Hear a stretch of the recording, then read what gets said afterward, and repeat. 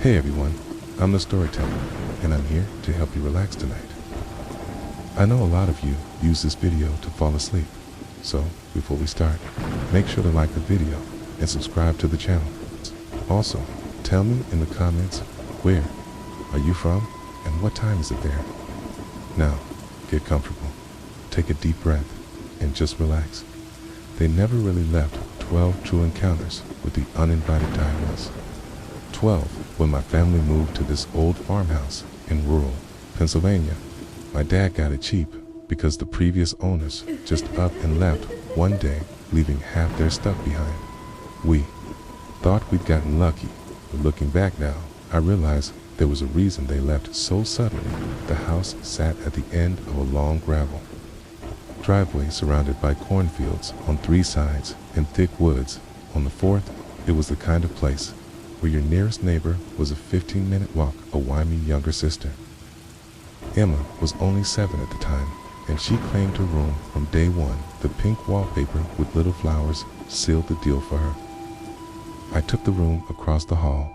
It was bigger, but had this weird slanted ceiling that made me feel boxed. In the first few weeks were normal enough, picking boxes, getting used to the creaky floors and the way the wind howled through the old windows. But then came Emma started talking about her new friend, called her Lucy, and said Lucy lived in the walls, which wasn't that strange for a 7-year-old with an imaginary friend, except Emma had never had imaginary friends before.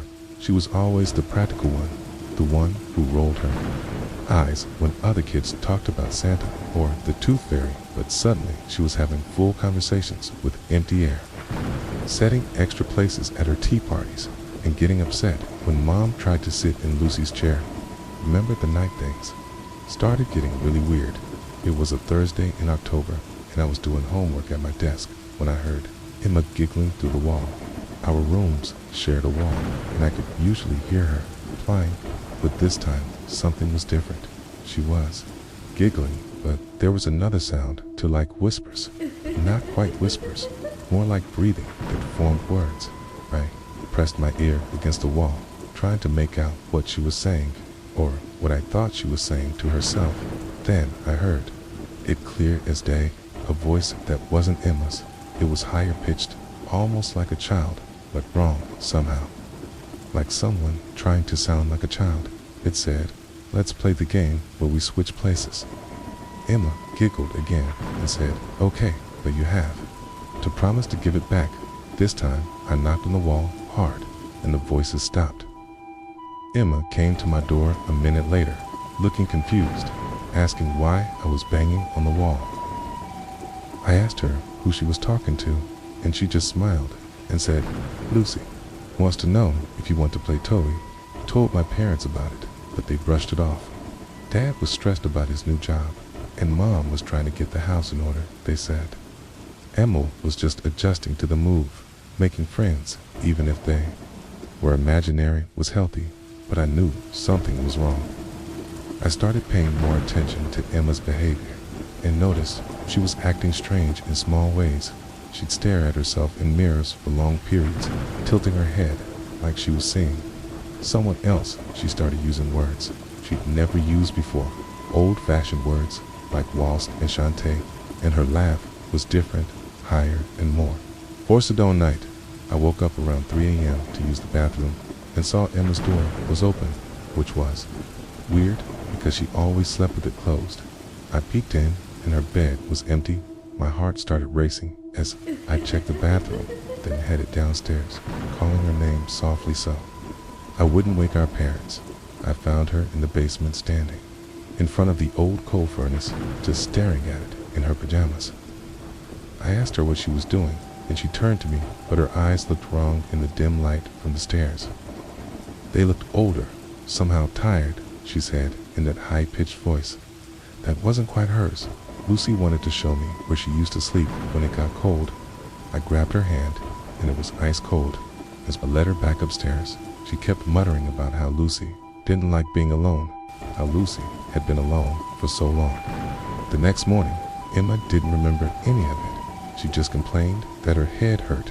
She felt tired, My parents finally started to notice something was off when Emma's teacher called, saying she'd been acting out in class, talking to empty chairs and pushing other kids when they tried to sit in them, saying those seats were to Ken. Lasted another month in that house. The final straw came when I woke up one night to find Emma standing at the foot of my bed, just watching me sleep. When I sat up, startled, she tilted her head and in that wrong voice said, "Lucy thinks you're mean. Lucy says you won't let us play. Lucy says you should go away." I screamed and my parents came running. When they turned on the light, Emma collapsed like a puppet with cut strings. She was burning up with fever and muttering about being trapped, about the cold, about wanting to go home but not meaning our home to you. Left the next day, stayed in the hotel while my parents found us a new place. Emma's fever broke after 2 days away from the house, and she slowly went back to normal. She doesn't remember Lucy anymore, or says she doesn't, but sometimes I catch her staring at walls with this distant look, and I wonder if Lucy is still there in that house, waiting for another little girl to be her friend. To my cousin Marcus when he was working nights at a grocery store in Detroit. He'd been there about 6 months and usually worked the 11 p.m. to 7 a.m. shift, stocking shelves. It was a decent job for a college student, quiet most of the time, just him and 2 other guys restocking and cleaning the store was in a rough neighborhood, but Marcus never had any problems until that night in February. It was around 2 a.m. and snowing pretty hard. Outside, the kind of snow that muffles all sound and makes everything feel isolated. Marcus was in the cereal aisle putting boxes on the shelf when he noticed a guy at the far end of the aisle. The man was tall, wearing a long black coat that went almost to his ankles and a baseball cap pulled low. He was just standing there, not shopping, not moving, just standing facing the shelves. Marcus said hey to him, asked if he needed help finding anything, but the guy didn't respond, didn't even turn his head. Marcus went back to stocking, but kept glancing over. The guy was still there, still in the exact same position. After about 5 minutes, Marcus decided to go tell Jamal, the night manager, about the weird customer. But when he looked back, the man was gone, not walking away gone, like he just vanished. Marcus walked down to where the guy had been standing and noticed something odd. There were wet footprints leading to that spot, but none leading away, just 2 wet shoe prints, like the guy had materialized there, stood for a while, then disappeared. Found Jamal in the back office doing paperwork and told him about the strange customer. Jamal pulled up the security footage and they watched it together. Sure enough, there was the man in the black coat standing motionless in the cereal aisle. But here's where it gets really creepy on the footage. The man wasn't alone. There was someone else standing right behind Marcus the whole time, someone in the same type of long black coat standing perfectly still just a few feet behind him as Marcus stocked the shelves. But Marcus never saw him, never felt him. There they kept watching, and when Marcus left to find Jamal, both figures vanished at the exact same moment. No walking away, no ducking into another aisle. They were there one frame, gone the next. Jamal called the police, but what could they say to people stood in our store and then left without stealing anything? The cops came and looked around but found nothing, except those wet footprints, which had no explanation since the snow outside was fresh and undisturbed. Near all the entrances, Marcus finished his shift because he needed the money, but he said the rest of the night he felt like he was being watched. Every time he turned around, he expected to see that man in the black coat standing behind him. He quit the next week, got a job at a campus coffee shop that was only open during the day. He told me the creepiest part wasn't seeing the man on the footage. It was knowing that someone had been standing right behind him, close enough to touch him, and he never knew. Never sensed anything. At Almy friend Sarah had this experience when she was house sitting for her aunt in Maine. The house was this beautiful old Victorian right on the coast with a widow's walk and everything. Her aunt was going to be gone for 2 weeks, visiting family in Florida, and Sarah jumped at the chance to stay there. She was working on her novel and thought the isolation and ocean views would be perfect for writing. The first few days were great. She set up her laptop in the front room with the big windows overlooking the water, wrote for hours. Listening to the waves, she explored the house, which was full of antiques and old photographs. Her aunt had lived there, alone since her husband died 10 years earlier, and kept everything exactly as it was. The only room Sarah didn't go in was the attic. Her aunt had specifically said it was full of junk and the floorboards were unsafe, so just stay out of there. On her fourth night there, Sarah woke up to what sounded like footsteps above her creaking floorboards, like someone walking slowly across the attic. She lay there, frozen, listening as the steps went from one end of the house to the other, then stopped. She convinced herself it was just the old house settling, or maybe mice, and managed to fall back asleep. But the next night, the footsteps came again, this time accompanied by what sounded like furniture being dragged across the floor. Sarah called her aunt the next morning, trying to sound casual as she asked about the attic. Her aunt got quiet, then said she'd hoped it wouldn't happen, but sometimes there were noises up there. She'd learned to ignore them. They'd stop eventually. They always. To just whatever you do, don't go up there. This freaked Sarah out even more, but she'd committed to 2 weeks and didn't want to let her aunt down's footsteps continued every night, getting louder and lasting longer. Sarah started sleeping with headphones on, blasting music to drown out the sound. But on the 7th night, she woke up to find her laptop open on the bed beside her, which was wrong because she distinctly remembered closing it and putting it on the dresser. The document sheet been writing in was open, and at the bottom of her last paragraph, someone had typed a single line: "They won't let me leave." Sarah packed her stuff and left that night, drove straight back to Portland, and checked into a hotel she called her aunt from. The road apologizing for leaving early. Her aunt wasn't surprised, said she should have warned her better, admitted that's why she was really visiting family. She couldn't stand being in the house anymore, but couldn't bring herself to sell it. Had been in the family for generations later. Sarah did some research on the house, found out that in the 1920s, a woman named Margaret Holloway had been locked in the attic by her husband.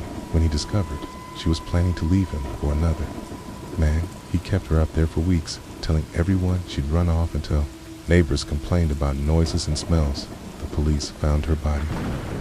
She'd scratched messages into the floorboards with her fingernails, hundreds of them, all saying the same thing: "They won't let me leave," and my own encounter with something unexplainable.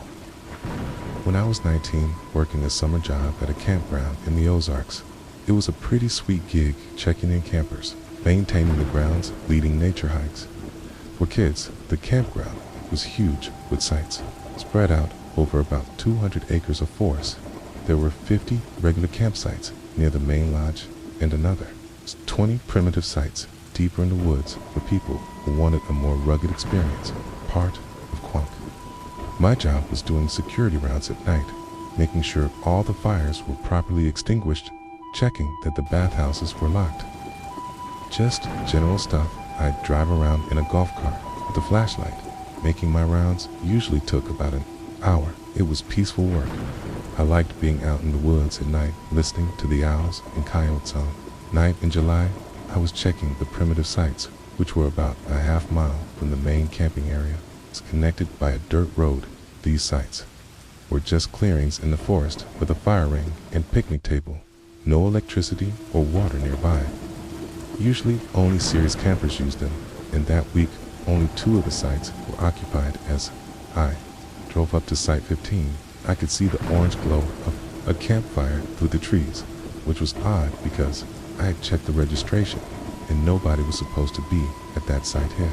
Parked the golf cart and walked toward the fire, calling out "Hello campers." Just doing my rounds. As I got closer, I could see 3 people sitting around the fire. They didn't respond to my calls, just sat there staring into the flames. I came into the clearing and stopped dead. The 3 people were dressed in old-fashioned clothes, like really old, maybe 1940s or 50s style, and they were absolutely still, not moving at all, not even breathing that. I could see their faces were pale in the firelight, and their eyes were fixed on the fire. Unblinking Jai stood there for maybe 10 seconds, though it felt like forever. Then one of them, the woman, slowly turned her head toward me. Her movement was all wrong to smooth, like she was on a swivel. Her eyes were completely black, just black holes where eyes should be. She opened her mouth, and this sound came out, not words, but like static radio, static mixed with whispers. I stumbled backward, nearly tripping over a route, and when I looked again, they were gone, and I got up and left. God vanished. The fire was gone, too. The fire ring was cold, with old, wet ashes, like there hadn't been a fire there in weeks. I ran back to the golf cart and drove back to the lodge faster than was safe. I didn't finish my rounds that night. Told my boss I was sick. He gave me a weird look, but didn't push it. Next morning, I went back to Site 15 with 2 other employees in broad daylight. The site was empty and undisturbed, but in the dirt.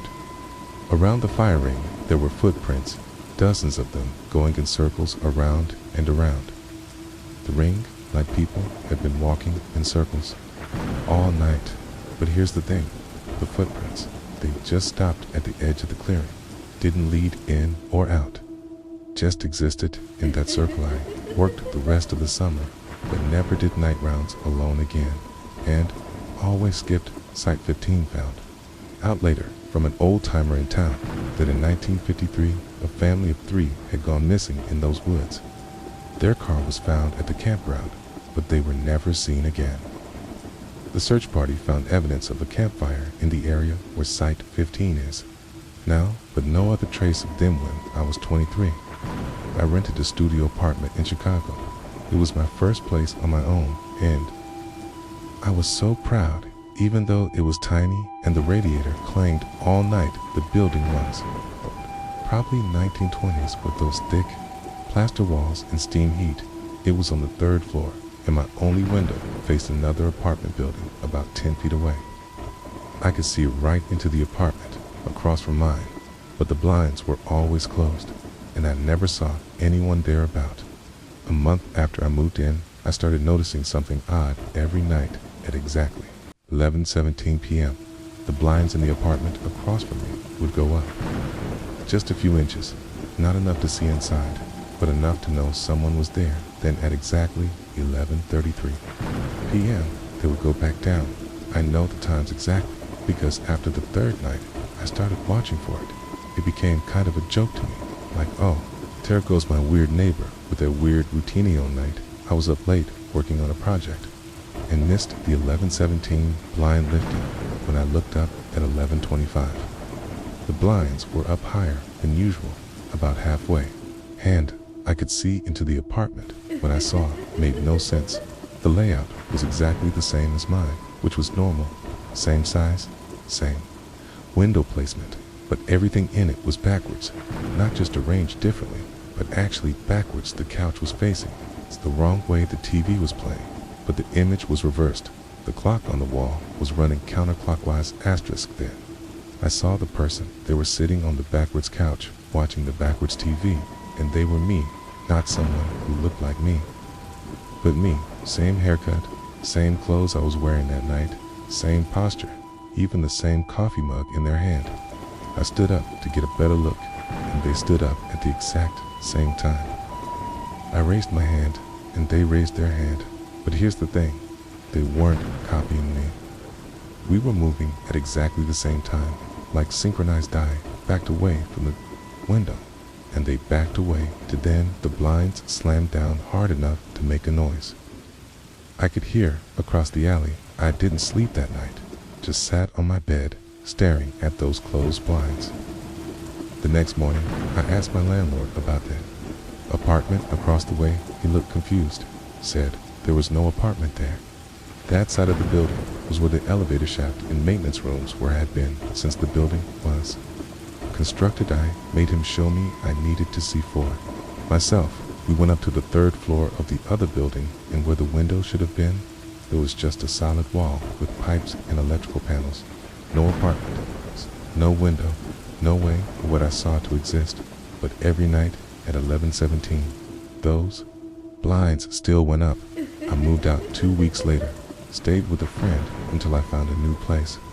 I drove by once, about a year later, and saw someone else's furniture in my old apartment. Okay, wonder if they ever looked out the window at 11:17. My brother Tom experienced something that still gives me chills when I think about it. He was driving back from a job interview in Minneapolis, heading home to Des Moines. It was late afternoon in November, and he decided to take back roads to avoid construction on the interstate. The route took him through a lot of small farming towns, the kind with one stoplight and a gas station if you're lucky about an hour into the drive. His GPS started acting up, kept trying to route him down roads that didn't exist, telling him to turn where there were just empty fields. He figured it was glitching and decided to follow the road signs instead. But after another 30 minutes, he realized he didn't recognize any of the town names on the sign's places, like Millbrook and Ashford and Calders, crossing towns he'd never heard of, despite living in Iowa his whole life. He stopped at a gas station in one of these towns to ask for directions. The place looked old, like really old, with those rounded pumps. From the 1960s, this shouldn't even work anymore, but the price on the sign said gas was 32 cents a gallon, which made no sense. Inside the station was dim and dusty, with shelves stocked with products Tom didn't recognize, brands he'd never seen before, with packaging that looked decades out of date. The attendant was an older man wearing overalls and a cap he smiled at Tom, but something about his smile was wrong. Too wide, too many teeth. When Tom asked how to get to Des Moines, the man's smile got even wider, and he said, "Never heard of it, son, but if you're looking to get somewhere else, you better leave before dark. They don't like strangers here after dark." Tom asked who they were, but the man just kept smiling that awful smile and pointed. "Down the road, just follow the signs," he said. "You'll find your way out if you're meant to." Tom got back in his car and drove fast as the sun started setting. The towns got stranger, the buildings looked older, more run down. Some were just shells with empty windows, staring out at the road he passed. People standing on the sidewalks, not walking or talking, just standing there watching him drive by. In one town, he swore he saw the same person on every corner, the same man in a black suit, standing perfectly still, facing his car. His phone had no signal, and the radio picked up nothing but static.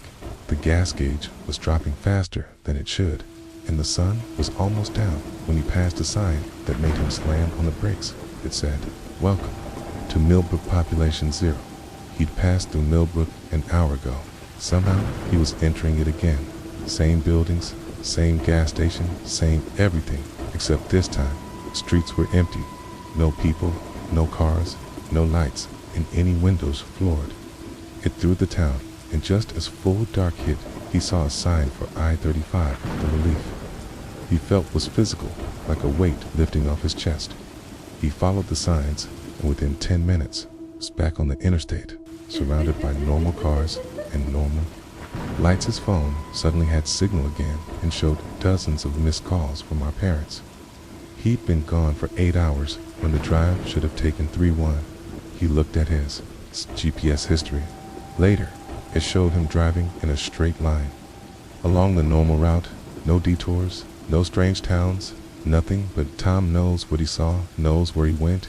He's never taken back roads anywhere since then. Sticks to interstates and main highways, only he still sometimes Googles those town names. Millbrook, Ashford, Calder's Crossing. But nothing ever comes up. It's like they don't exist, never existed, except for those 3 hours when Tom was driving through them. This happened to my roommate Jessica last year. We were sharing a house near the university with 2 other girls. It was one of those big old houses that had been divided up into bedrooms for students. Creaky floors, weird layout, but cheap rent. Jessica had the room in the converted attic, which you got to buy these narrow stairs. At the back of the house, she loved it up there because it was quiet and had these cool, slanted ceilings and a skylight tone weekend. The rest of us went home to visit family, but Jess stayed to work on her thesis. She texted me Saturday night saying the house was creepy with everyone gone, but she was getting a lot of work done around 2 a.m. I got a series of texts from her that made no sense. They were things like the knocking won't stop and they're walking around up here and I can hear them. Breathing, I tried calling, but she didn't answer. Figured maybe she'd been drinking or had a nightmare and went back to sleep. Next morning, she called me crying, asking why I didn't help her.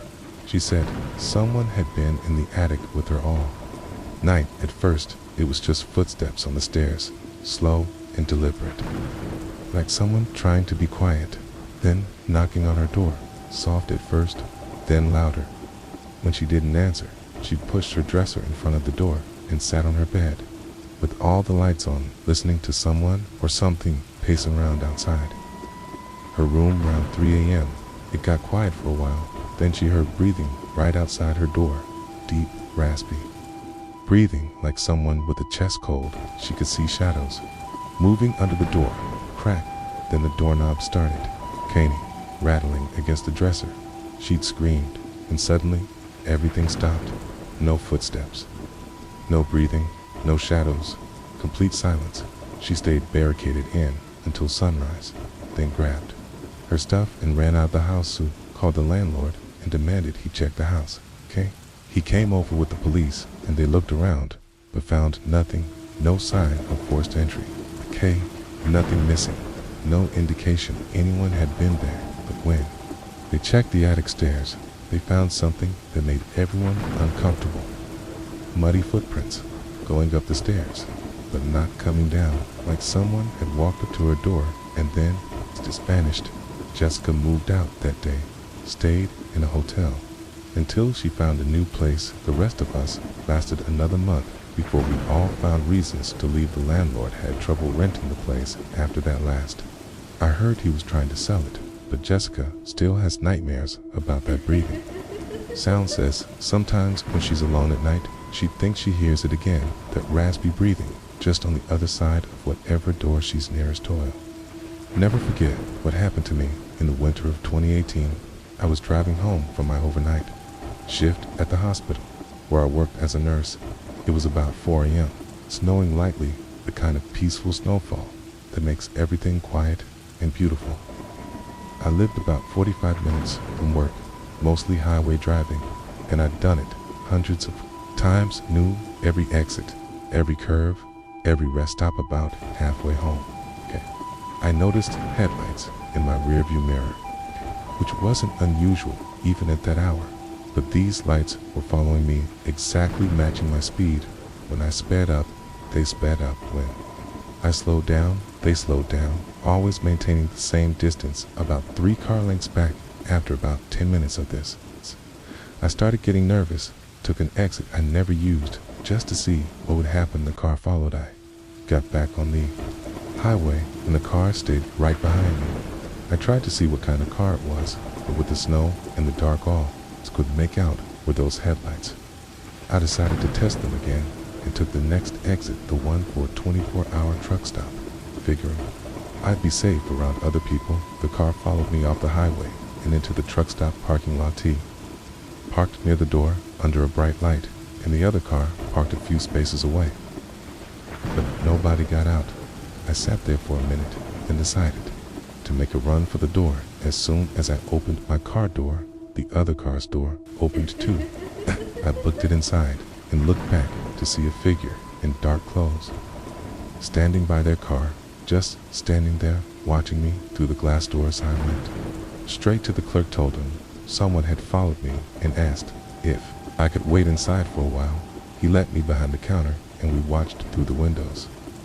The person stood by their car for maybe 5 minutes, then got back in and drove away. But here's the part that still makes my skin crawl. About 20 minutes later, when I thought it was safe to leave, I walked back to my car and found a note under my windshield wiper. The note was written in neat handwriting and said, "You looked so peaceful sleeping last shift. I've been watching you every night. Love how you curl up in your car on your break. Can't wait until we finally meet. My blood went cold. I did sometimes take naps in my car during my break, but always in the hospital. Parking garage. How long had this person been watching me? How did they know my schedule? I called the police from the truck stop, and they took the note for evidence, but said, without more to go on there, wasn't much they could do, told me to vary my routes and times, be aware of my surroundings. All the usual stuff. I started carpooling with another nurse who worked similar shifts and never saw that car again, but I never felt safe at that job again. Quit a few months later and moved to a different site at Sometimes. Still think about that note, especially the word finally, like our meeting was inevitable, like it was just a matter of time. I keep wondering if they found someone else to watch, or if they're still out there, waiting, following some other person home through the snow. At 4 anther watchers in the dark, 8 testimonies of those who survived my name is David Chin, and I was 26 when this happened, working as a junior architect at a firm in Seattle. I'm not the kind of person who believes in the supernatural. I studied engineering before architecture, spent my whole life dealing with concrete facts and measurable realities. But what happened that summer in 2019 changed everything I thought I knew about what's possible. I've been dating Melissa for about 8 months. She was a pediatric nurse at Children's Hospital. Sweet and pragmatic, with this laugh that could light up a room. She had curly red hair that she always complained about, okay? And these green eyes that seemed to see right through people's bullshit. We'd been looking for a place together and found this perfect apartment in Fremont, reasonable rent, good neighborhood. Close to both our jobs, the previous tenant had broken their lease early, and the landlord was eager to fill it. We should have asked more questions about why the apartment was on the second floor of a converted Victorian 2 bedrooms, hardwood floors, big windows that let in tons of light. Lisa fell in love with the clawfoot tub and the built-in bookshelves. I liked that it had a small office space where I could work on projects. At home, we signed the lease on a Thursday and moved in that weekend. Melissa worked night shifts 3 days a week, which meant I was alone in the apartment a lot. At first, it was fine. I'd work on designs, watch Netflix, normal stuff, but after about 2 weeks, I started noticing things, odd things, like coming home to find the bathroom door closed when I knew I'd left it open, or finding my coffee mug in the living room when I distinctly remembered leaving it on the kitchen counter. Small things that made me question my memory. I mentioned it to Melissa, but she just laughed, said I was probably stressed from the Henderson project at work. She was right about the stress.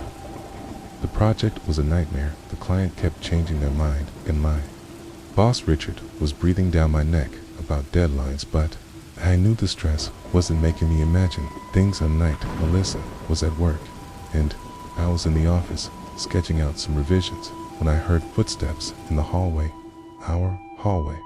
Inside the apartment, there were slow, deliberate steps, like someone trying not to make noise. I froze, listening to steps, went from our bedroom to the bathroom, then stopped. I grabbed the metal ruler from my desk, like that would help, and crept too. The office door at the hallway was empty, bathroom door open, just like I'd left it. I checked every room, every closet, even looked under the beds. Nothing. I almost convinced myself I'd imagined it until I saw the wet footprints on the bathroom floor.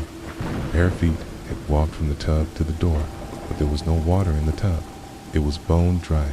Called Melissa at work, trying not to sound like I was losing my mind. She told me to call the police if I was worried, but what would I say someone? Took a cold shower. I mopped up the water and tried to focus on work, but kept finding myself staring at the hallway, waiting for more. Footsteps. Things escalated. Over the next few weeks, Melissa started experiencing stuff too. She'd come home from night shifts to find all the kitchen cabinets open, every single one. We'd go to bed with them closed and wake up to them standing wide open, like mouths screaming. Then there were the shadows. We'd both see them. Dark shapes moving just at the edge of our vision, darting from room to room. When we turned to look, nothing's worst was the talking late at night. We'd hear voices coming from the living room. Full conversations, but muffled, like they were coming through water. We couldn't make out words, just the rhythm of speech, the rise and fall of what sounded like an argument. Sometimes, the first time it happened, we were both in bed, and Melissa grabbed my arm so hard she left bruises.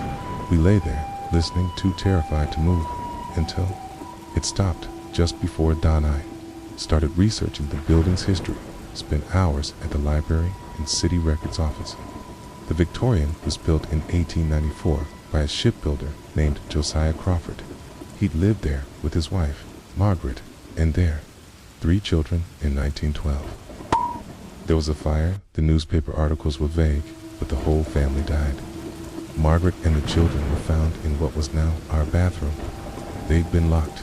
Enid didn't tell Melissa about the fire, didn't want to freak her out more than she already was, but I think somehow she knew she started having nightmares about drowning, which made no sense until I found more articles. The fire had been set deliberately by Josiah. He'd found out Margaret was planning to leave him, take the children, and go back to her family in Boston. So he locked them in the bathroom and set the house on fire. Then sat in the parlor, what was now our living room, and waited for the flames to take him to try to stick it out. We'd signed a lease, couldn't afford to break it, and honestly, where would we go? Who would believe us? But living there was destroying us. Melissa started making mistakes at work. Dangerous mistakes with medications. I was missing deadlines, spacing out during meetings. We were both exhausted, jumping at every noise. At breaking point came on a Tuesday night in October. Melissa was at work, and I was home alone, trying to sleep, when I heard the bathroom door slam.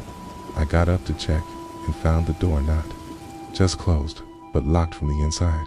I could hear water running in the tub, splashing like someone was taking a bath. Then heard her, a woman's voice sobbing and pleading, "Let us out, please. The children, Josiah, please." I pounded on the door, yelling that I'd help, that I'd get them out, but the door wouldn't budge. The sobbing got louder, and then I heard them children crying, screaming for their daddy. The smoke alarm started going off, even though there was no smoke.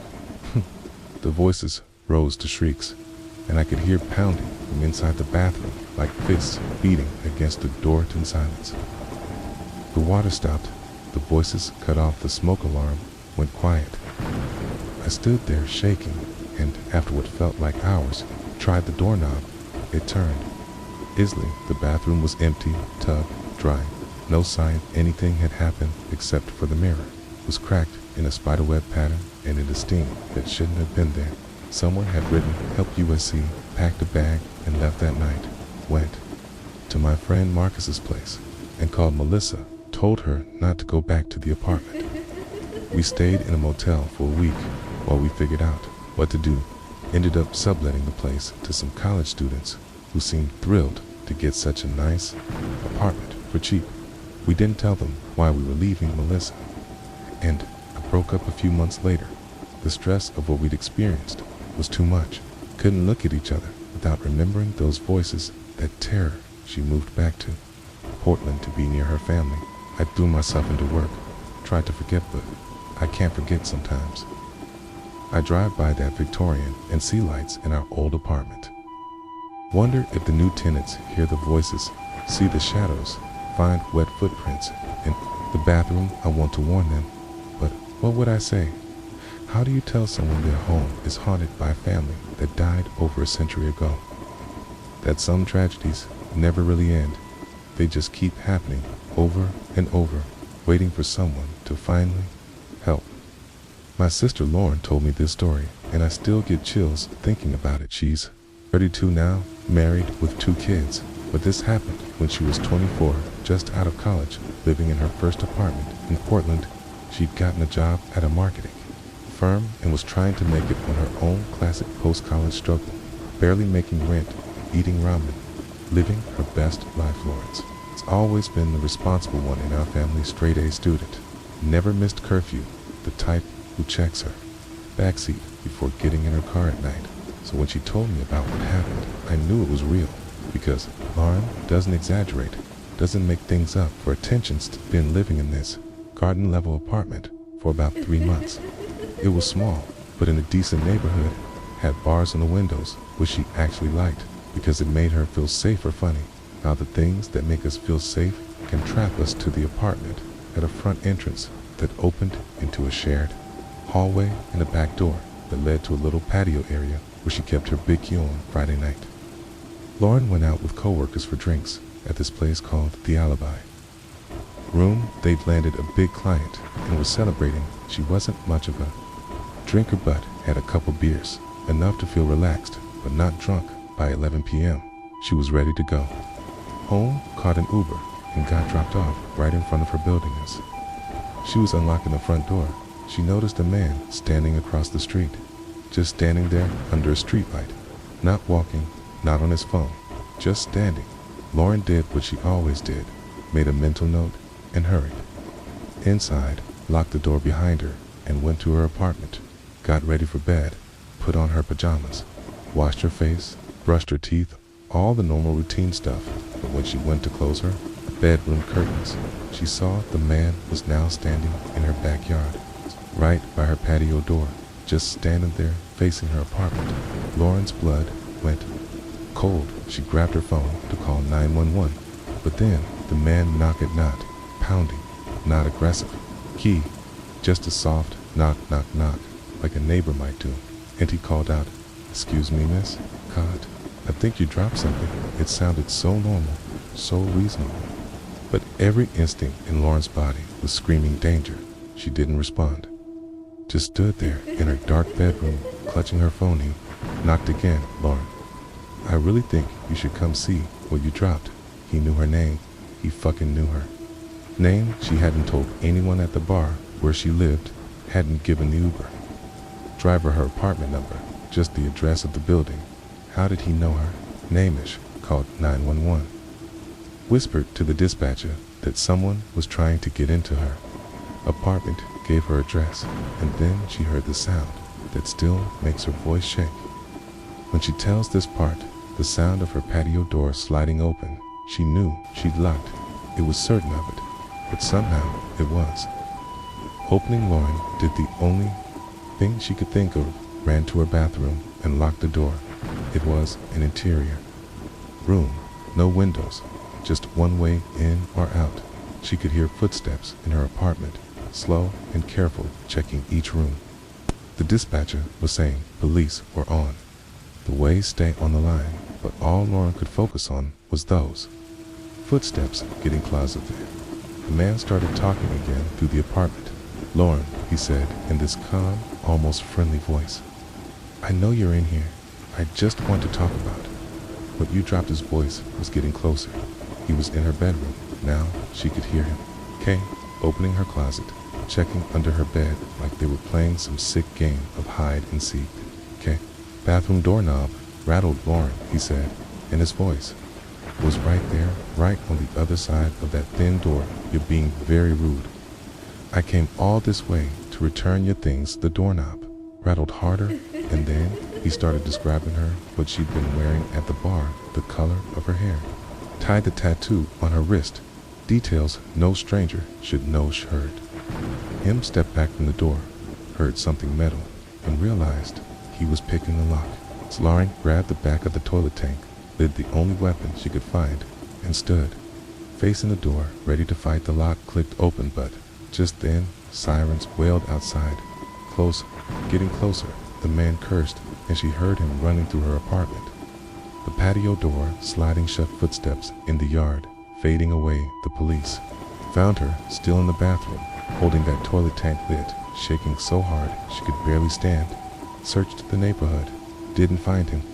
What they did find was worse. In Lauren's bedroom, on her pillow, was a manila envelope. Inside were dozens of photos of her at the coffee shop she went to every morning, walking to work, at the gym, even some through her apartment windows from weeks before, and a neatly typed note that said, "You dropped these at the bar, thought you might want them back." To police increased patrols in the area, but never caught the guy. Lauren moved in with our parents that night, didn't even pack, just left.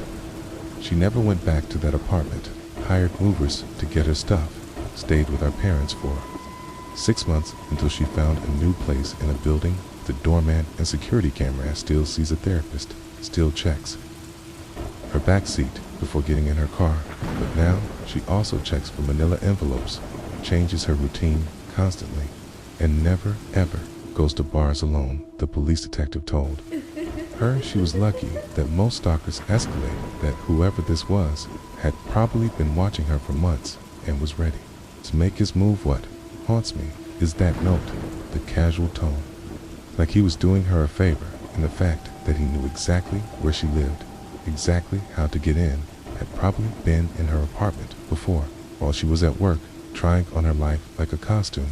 We never found out who he was or why he chose Barn, but sometimes she gets this feeling like she's being watched again. And we all wonder if he's still out there with his camera and his manila envelopes, choosing his next target is about my uncle, Terry, who's not really my uncle, but my dad's best friend since high school. The kind of guy who's been around so long, he's family.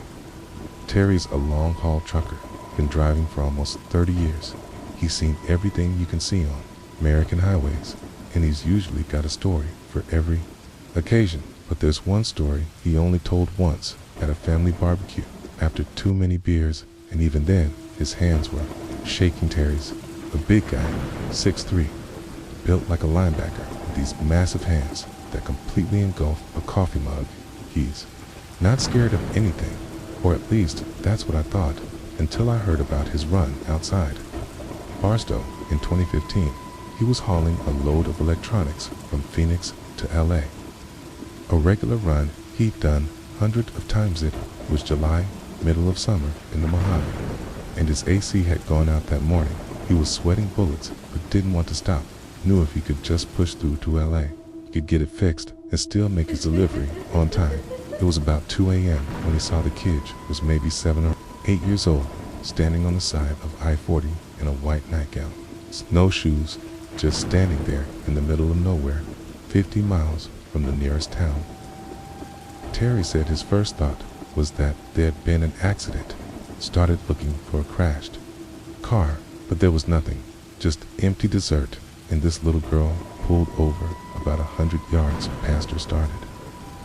Backing up slowly, he could see her in his side mirror, still standing in the same spot, not waving, not crying, just standing. As he got closer, his headlights lit her up better, and something felt wrong. Her nightgown was too clean too.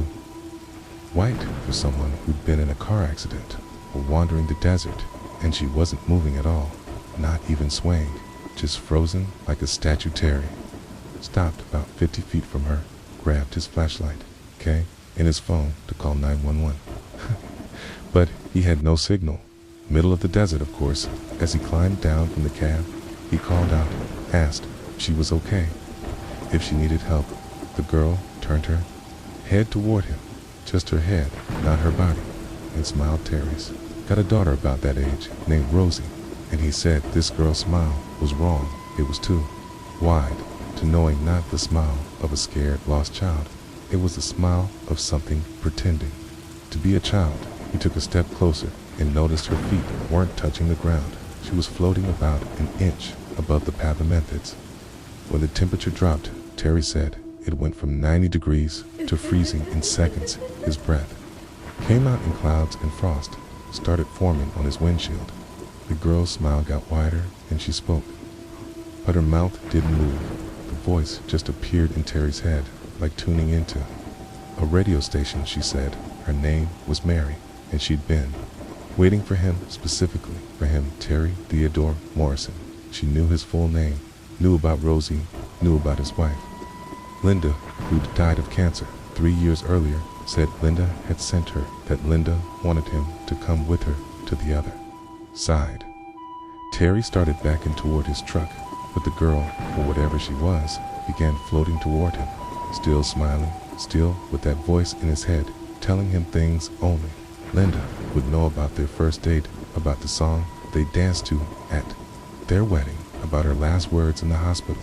And underneath it all was this pull, this urge to walk toward her, to take her hand, to let go.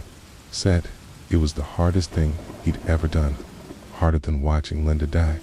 But he forced himself to turn away, to climb back into his truck. As soon as he turned his back, he heard screaming, hundreds of voices, all screaming at once.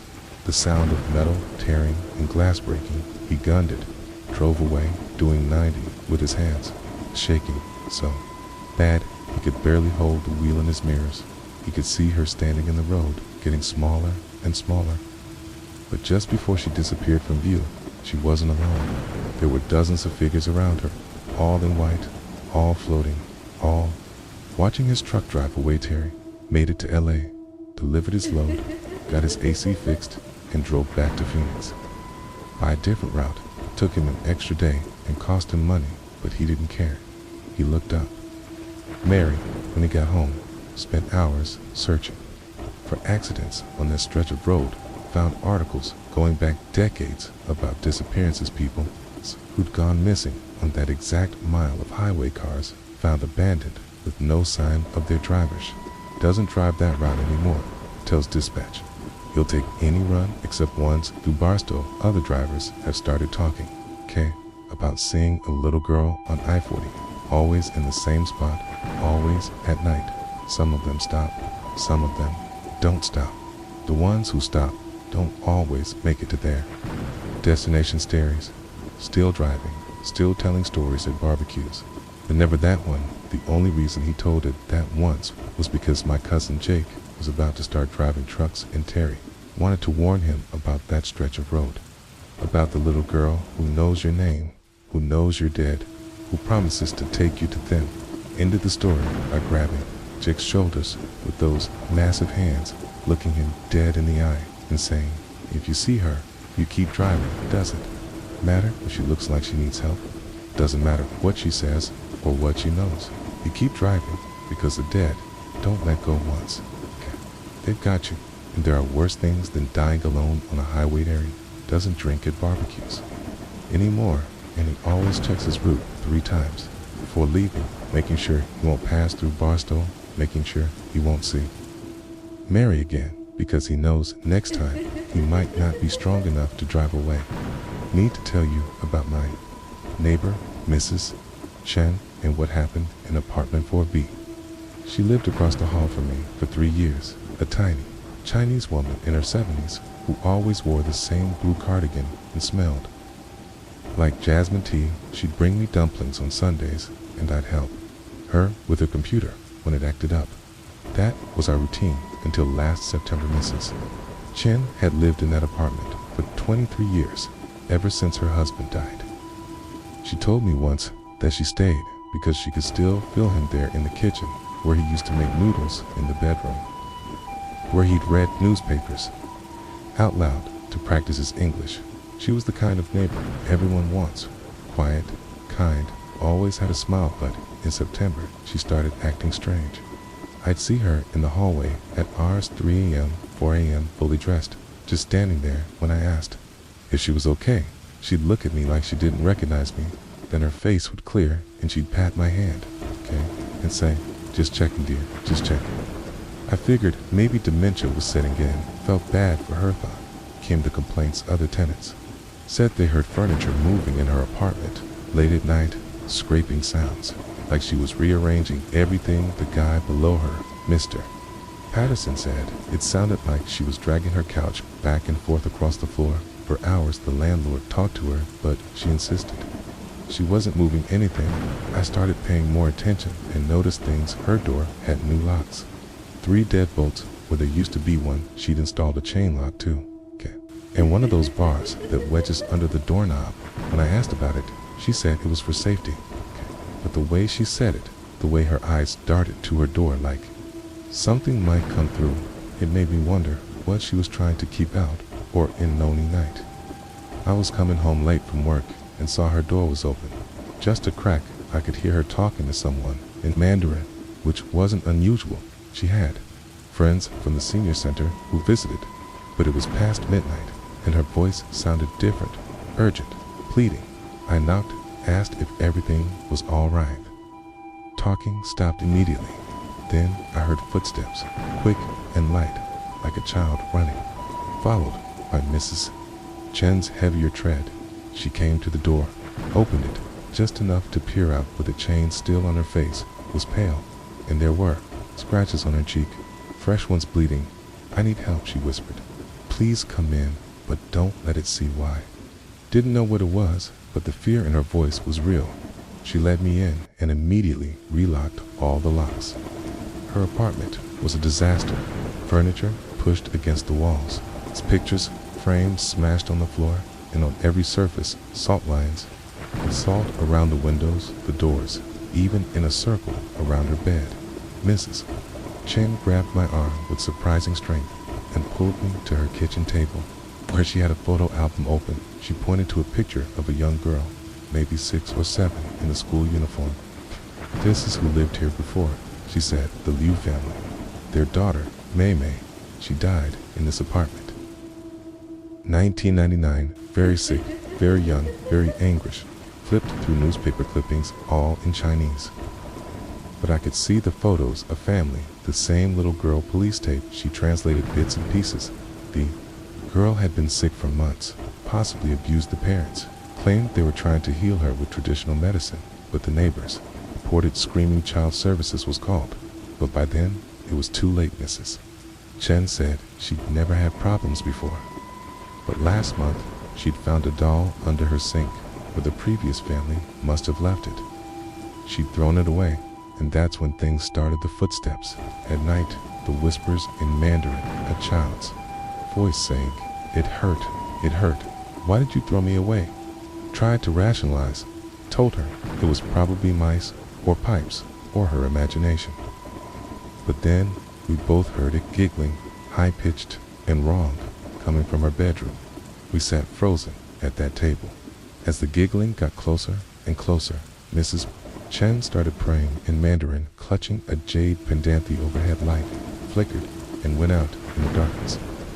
I could see something small moving along the wall at child height, but wrong-jointed, like it was crawling. Mrs. Chen pushed something into my hand, the photo of Mei Mei, and whispered, "Take it, burn it." Please, I ran. I'm not proud of it, but I ran back to my apartment and locked my door. Spent the night sitting up with every light on, listening to sounds from across the hall, thuds, crying, and Mrs. Chen's voice growing weaker. In the morning, I called the publicity. Found Mrs. Chen alive, but barely. She'd had what they called a severe panic attack, was taken to the hospital, where she stayed for a week. When she got out, she moved in with her daughter in Queens, didn't even pack her things, just left. I kept the photo for a few days, but couldn't bring myself to burn. It felt wrong somehow. Eventually, slipped it under the door of 4B, and that night, the sounds stopped. The apartment's been empty since then. The landlord can't keep tenants. They last a week, maybe 2, before breaking their lease. Always the same complaints, footsteps, giggling things, being mugged. Sometimes I walk past 4B and see salt leaking out from under the door, like someone inside is still trying to keep something contained. And sometimes, late at night, I hear humming a child's lullaby in Mandarin coming through the walls. It's kind. I've started looking for a new apartment, but every time I try to leave, something happens. Car trouble, sick days, emergencies that keep me here. I think Mei Mei doesn't want to be alone anymore, and I gave her back her photo. So maybe, okay, I'm part of it now. Maybe when you invite the dead in, even to help, even with good intentions, they don't let you go. Mrs. Chen knew that's why she wanted me to burn it, to end it, but I was too much of a coward. So now I live across from an empty apartment that isn't empty, and every night I check my locks, all 3 deadbolts, and the chain and the bar under the doorknob, just like Mrs. Chen taught me. Just checking, just making sure, because some doors once opened can never really be closed again. The woman who watched this first story happened last winter, around February. I was working in the electronics section most days back then. High shift usually started at 2 p.m. and ended at 10 p.m. when the store closed. At Target, we get a lot of regular customers who come in pretty often. Some people come in almost every day to buy small things or just to walk around and look at stuff. I got to know some of the regulars pretty well after working there for so long. I started noticing this one woman, probably in early February. This was maybe in her 40s, with brown hair that was always pulled back in a ponytail. She would come into the electronics section almost every day around 3 p.m. At first, I thought she was just another regular customer. She would walk around looking at the TVs and the video games and stuff like that. Kai started to notice that she never actually bought anything. She would just walk around for maybe 20 or 30 minutes and then leave. I thought this was kind of strange, but I didn't think much of it at first. Some people just like to look at things and maybe they're saving up to buy something later. I see that all the time at work. But then I started to notice that this woman seemed to be watching me while I was working. Every time I looked over at her, she was already looking at me. When I would move to a different part of the electronics section, she would move to so that she could still see me. This went on for maybe 2 weeks. Every single day when I worked, she would show up around 3 p.m. and just walk around watching me. She never talked to me or asked me any questions about products or anything like that.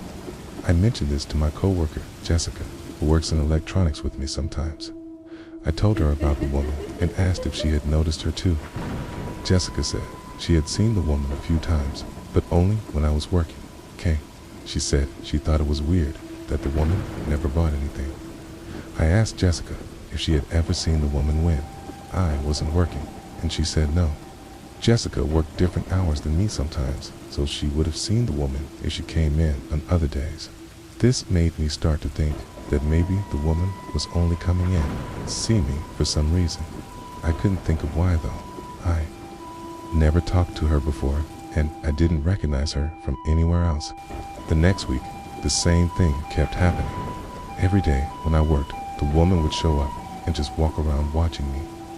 By this point, it was really starting to creep me out.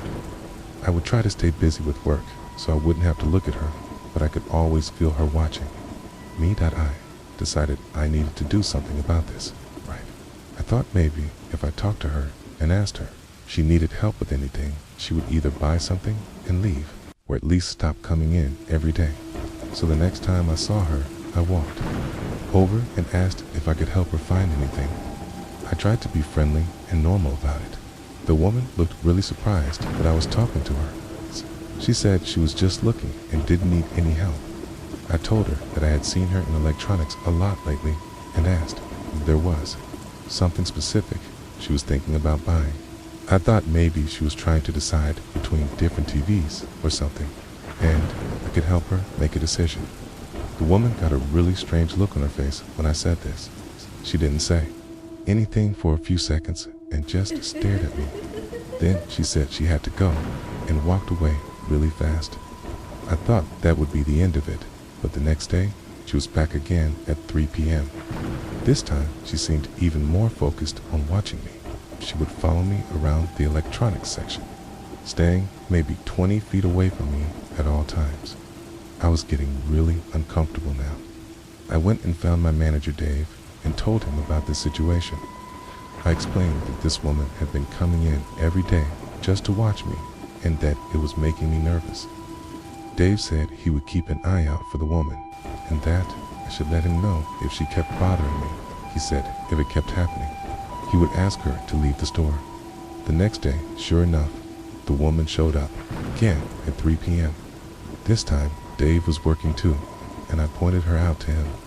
He watched her for a while and saw that she really was just following me around and not shopping for anything. Dave went over and talked to the woman. I couldn't hear what he said, but I saw him pointing toward the exit. The woman looked really angry and started arguing with him. After a few minutes, she finally left.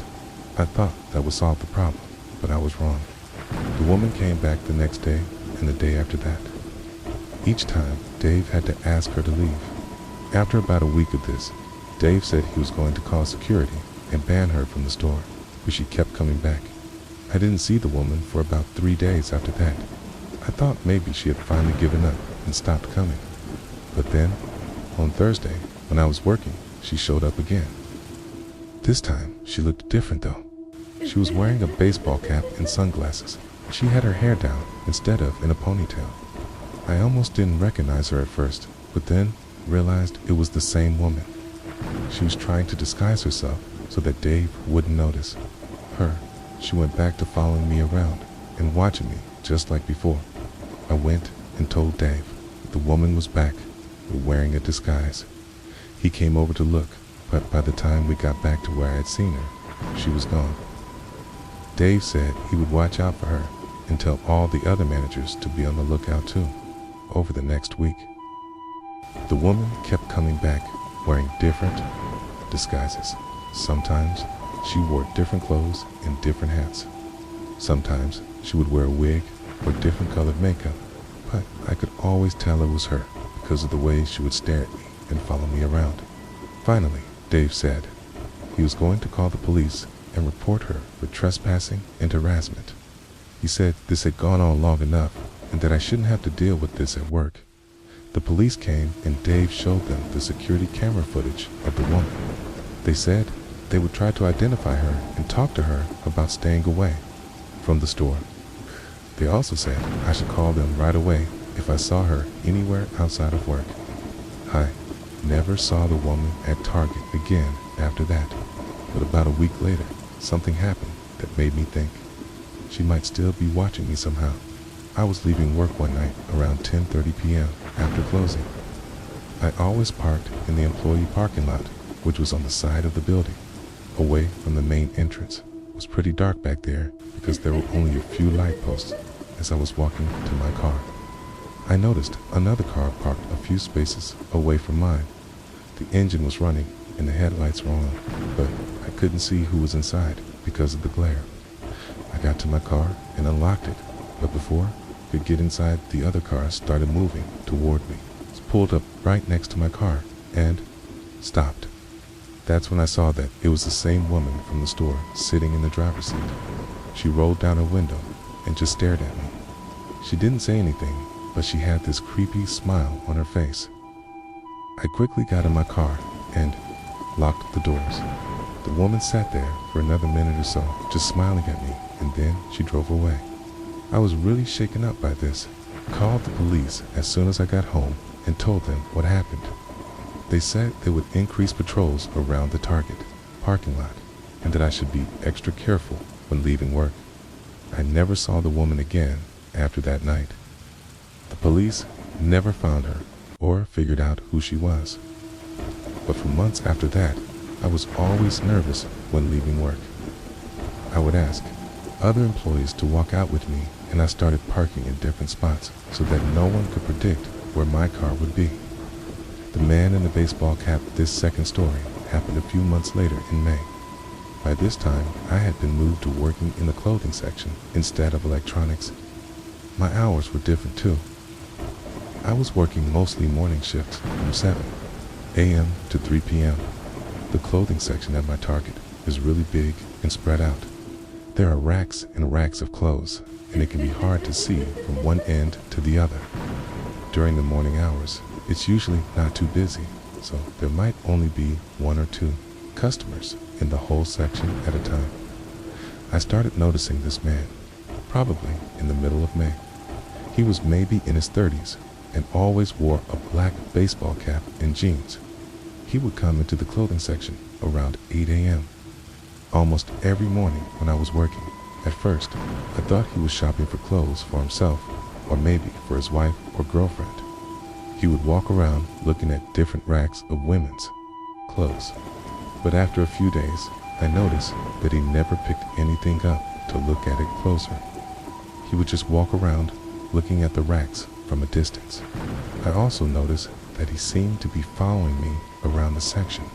When I was hanging up clothes in one area, he would be nearby looking at clothes in that same area. When I moved to a different area, he would follow me there too. This went on for about a week. Every morning when I got to work, the man would show up within an hour and start following me around. He never talked to me or asked for help finding anything.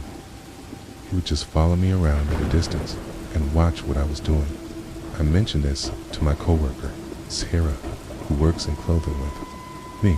I told her about the man and asked if she had noticed him too. Sarah said she had seen him a couple of times, but only when I was working the morning shift. Sarah worked afternoon shifts sometimes, so I asked her if she had ever seen the man during those times. She said no, she had never seen him except in the mornings when I was there. This made me start to worry that the man was only coming in to watch me. I remembered what had happened with the woman a few months before, and I didn't want to go through that again. I decided to pay more attention to what the man was doing. Over the next few days, I tried to watch him without being obvious about it. I noticed that he would position himself so that he could see me no matter where I was in the clothing section. If I was hanging up shirts, he would stand by the pants rack where he could see me. I moved to hanging up dresses, he would move too. The shoe display where he could still see me. Okay, it was clear that he was more interested in watching me than in looking at clothes. After about 2 weeks of this, I was getting really uncomfortable. The man was there every single morning, and he would stay for hours just watching me work. I decided I needed to tell my manager about it. I talked to my manager, Karen, and explained the situation. I told her about the man and how he seemed to be following me around every day. Karen said she would keep an eye out for him and see if she could figure out what he was doing. The next morning, the man showed up as usual, around 8 a.m. I saw him walk into the clothing section and start looking around for me. Karen was working that day too, so I pointed him out to her. Karen watched the man for about an hour. She saw how he would follow me around and position himself so he could always see me. She agreed that his behavior was strange and concerning. Karen decided to approach the man and ask if he needed help finding anything. I watched from across the section as she talked to him. The man seemed nervous when Karen started talking to him. He said he was just looking around and didn't need any help. Karen asked him if he was looking for anything specific since he had been in the clothing section for a long time. The man said he was trying to find a gift for his sister, but he wasn't sure what to get. Karen offered to help him find something, but the man said he wanted to keep looking on his own. After Karen walked away, the man stayed for maybe 10 more minutes and then left without buying anything. I thought maybe that would be the end of it, but the next morning, the man was back. This time, he seemed to be trying to be more careful about following me. He would stay farther away and try to hide behind racks of clothes, but I could still tell he was watching me. Every time I looked in his direction, he would quickly look away and pretend to be looking at clothes. When I moved to a different part of the section, he would slowly make his way over to that area to duck. This went on for another week. Karen talked to the man a couple more times, but he always had some excuse for why he was there. He would say he was shopping for his sister, or his mother, or his girlfriend, but he never bought anything, and Karen and I both knew he was lying. Finally, Karen said she was going to ask security to watch the man and see if they could figure out what he was really doing there. She said if he kept coming back without buying anything, they would ask him to leave. The next morning, when the man showed up, security was watching him. They followed him around and saw how he was following me and watching me work. After about an hour, they approached him and asked him to come with them. I don't know exactly what happened, but I saw them escort the man out of the store. One of the security guards told me later that they had asked him to leave and not come back. They said if he came back, they would call the police. I didn't see the man for about 2 weeks after that. I thought the problem was solved and I started to relax at work again. But then something happened that made me realize the man might not have given up. I was getting off work one afternoon around 3 p.m. I always took the bus home from work because I didn't have a car at that time. The bus stop was right outside the Target in the main parking lot. I was waiting for the bus when I noticed a car parked across the street from the Target. The man from the clothing section was sitting in the driver's seat looking right at me. When he saw that I had noticed him, he quickly looked away and pretended to be looking at his phone. I was really scared now. If he was waiting for me outside the store, that meant he was definitely stalking me. I didn't know what to do because my bus wasn't coming for another 10 minutes. I decided to go back inside the Target and tell security what was happening. I found one of the security guards and explained that the man who had been banned from the store was now sitting outside. Watching me, the security guard came outside with me and looked at the car I was pointing to. But by the time we got out there, the man and his car were gone. The security guard said he would call the police and report it as stalking. The police came and took a report. They said they would try to find the man and talk to him about staying away from me. They also said I should call them right away if I saw him again anywhere. I never saw the man at Target again after that. But for weeks afterward, I was always nervous when waiting for the bus. I would look around constantly to make sure he wasn't watching me from somewhere nearby. The police never caught the man or figured out who he was. But after a month or so, I started to feel safe again. I still looked around when I was leaving work, but I wasn't as scared as I had been before. Asterisk, the Night Stalker. This last story happened just a couple of months ago in September. I was still working in the clothing section, but my hours had changed again. I was working closing shifts from 2 p.m. to 10 p.m. when the store closed. One of my responsibilities as a closing employee was to make sure all the clothes were organized and put back in the right places before I left. This usually took me until about 10:30 p.m. Even though the store closed at 10 p.m., there's a back entrance that employees use when the store is closed. It leads directly to the employee parking lot, so we don't have to walk all the way around the building. The back entrance has an alarm system, so you have to know the code to get out without setting it off. I remember it was a Thursday night in September when this happened. I had stayed late to finish organizing a big shipment of new clothes that had come in that day. By the time I was done, it was almost 11 p.m. I got my things from my locker and headed toward the back entrance. The store was completely empty, except for me. All the lights were turned off, except for the emergency lights that stay on all night. When I got to the back entrance, I put in the alarm code and opened the door. The employee parking lot was pretty dark because half of the light posts weren't working. My car was parked about halfway across the lot.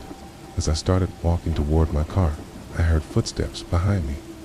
At first, I thought it might be another employee who had stayed late too. But when I turned around to look, I didn't see anyone. I kept walking toward my car, but I could still hear the footsteps. They seemed to be matching my pace. When I walked faster, the footsteps got faster too. When I slowed down, the footsteps slowed down too. I was starting to get really scared. I was all alone in a dark parking lot, and someone was definitely following me.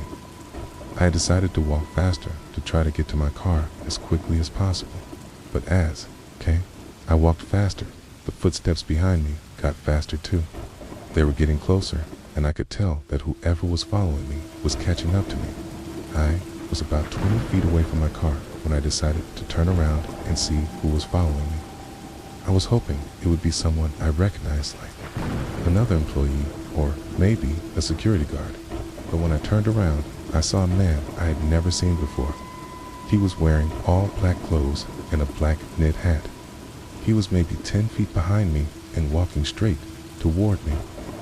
I could see his face in the dim light from the parking lot lights.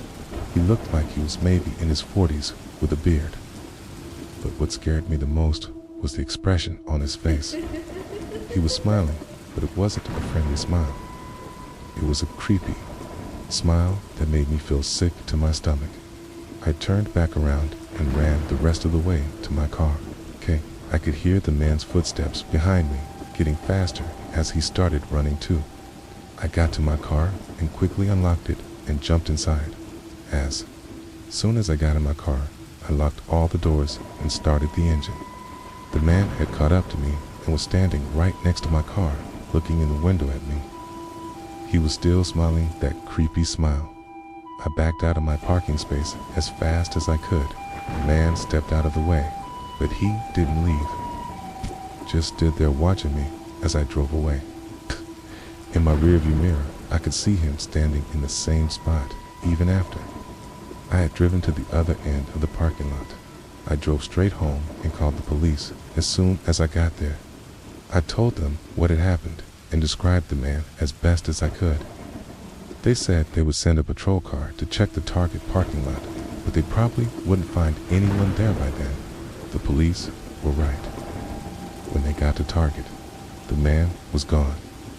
They looked around the parking lot in the area around the store, but they didn't find anyone suspicious. The next day, I told my manager, Karen, what had happened. She was really concerned and said she would talk to security about increasing patrols in the employee parking lot. She also said I should never leave the store alone late at night. Anymore, Karen arranged for security to escort me to my car whenever I worked closing shifts. This made me feel a lot safer, but I was still nervous about what might happen. About a week later, I was working another closing shift. Security walked me out to my car like they had been doing. But after the security guard went back inside, I noticed something that made my blood run cold. The same man from the week before was sitting in a car parked across the street from the employee parking lot. I could see him clearly under a street light. He was watching me and smiling that same creepy smile. I quickly got in my car and locked the doors. I called the police on my cell phone while I was still sitting in the parking lot. I told them the man was back and gave them a description of his car and where he was parked. The police said they were sending a patrol, right away, and told me to stay in my car until they got there. I sat there for about 10 minutes watching the man watch me. He never moved or got out of his car. He just sat there staring at me. When the police car arrived, the man must have seen it coming because he suddenly started his engine and drove away. Quickly, the police tried to follow him, but he was gone by the time they got to where his car had been parked. The police took a report and said they would increase patrols around the Target, especially during closing time. They also said I should call them immediately if I saw the man again anywhere. I worked a few more closing shifts after that, but I never saw the man again.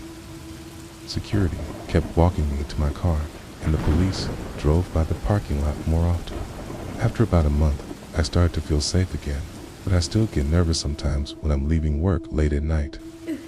I always look around the parking lot carefully before I get out of the building, and I never walk to my car alone anymore if I can help it.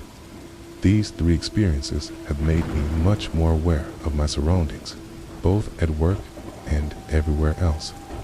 I never realized before how vulnerable you can be just going about your normal daily routine.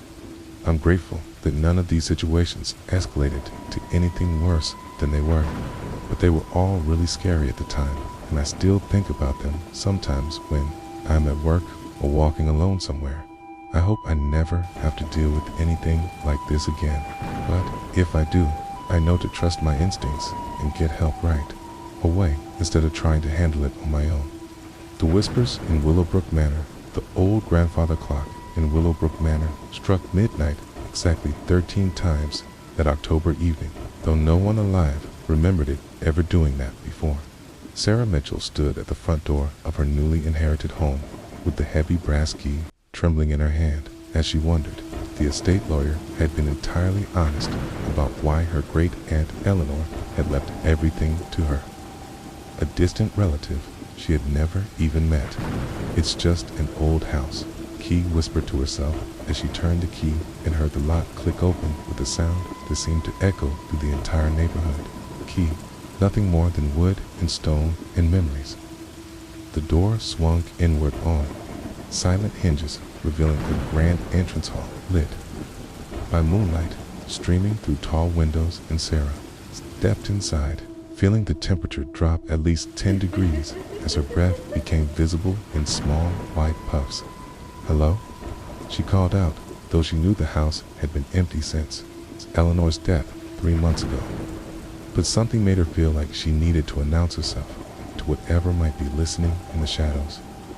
The floorboards creaked under her feet as she moved forward and found the light switch, which amazingly still worked, flooding the space with warm yellow light from an enormous crystal chandelier that tinkled softly as if touched by an unfelt breeze.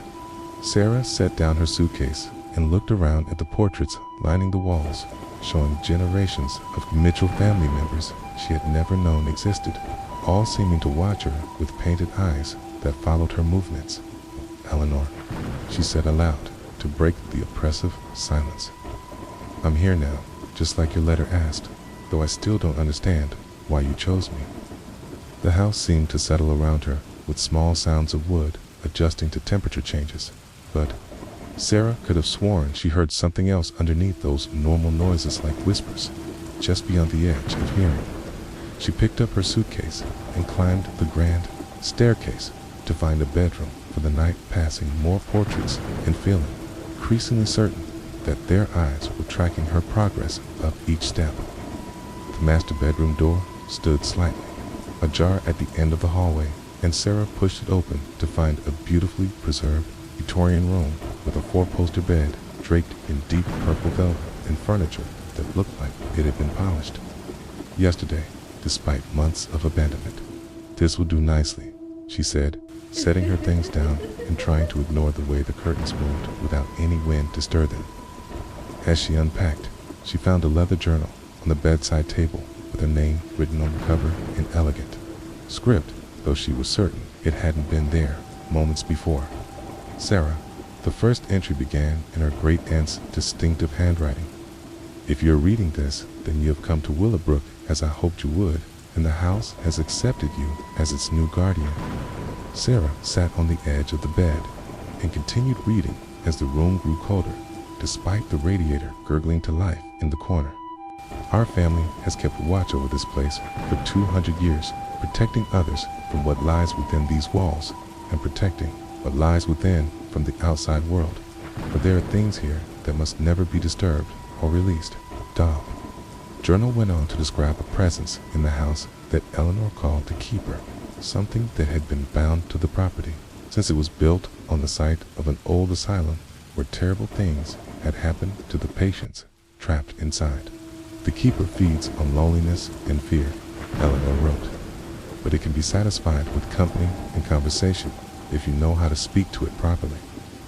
Sarah looked up from the journal and noticed that all the mirrors in the room had been covered with black cloth, and she wondered what Eleanor had been afraid of seeing in their reflections. Is someone there? She asked the empty room, and immediately felt foolish until she heard a distinct tap, tap, tap coming from inside the walls, like someone knocking to be let out. I'm Sarah, she said, more firmly, remembering Eleanor's advice about conversation. I'm your new companion, and I'd appreciate it if we could be friends. The tapping stopped, and for a moment, the house fell completely silent. Even the grandfather clock downstairs, pausing its steady tick-tock, as if the entire building was holding its breath. Then, Sarah heard it clearly for the first time, a voice, like wind through dry leaves, saying, Sarah, ... Finally, ... I've been so alone, ... She gripped the journal tighter and forced herself to respond calmly. I'm here now, and I won't leave you alone anymore. Do you regret coming here? Mary asked one night, 3 years after Sarah's arrival, as they sat together, watching moonlight paint patterns on the floor.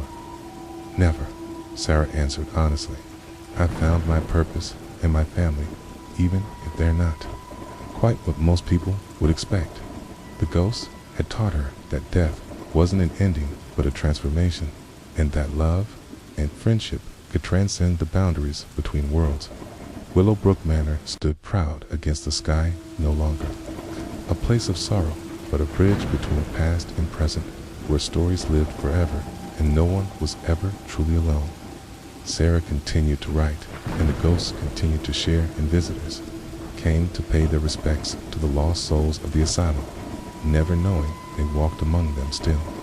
Late at night, when the world was quiet, Sarah could hear all 137 voices joined in harmony, singing songs of remembrance and release, while she typed their truth into existence, one word at a time. The house that had once been a prison had become a sanctuary, and Sarah Mitchell's living heart had found her place as keeper of the kept, protector of the protected, and teller of tales that demanded to be told. As she finished the final page of the final volume of their stories, Sarah felt a warmth that had nothing to do with the fire crackling in the hearth, and everything to do with the ghostly hands resting on her shoulders in blessing and gratitude. Thank you, Mary whispered, and the word was echoed by every spear in Willowbrook. its manner, creating a chorus that filled the house with something that sounded remarkably like joy.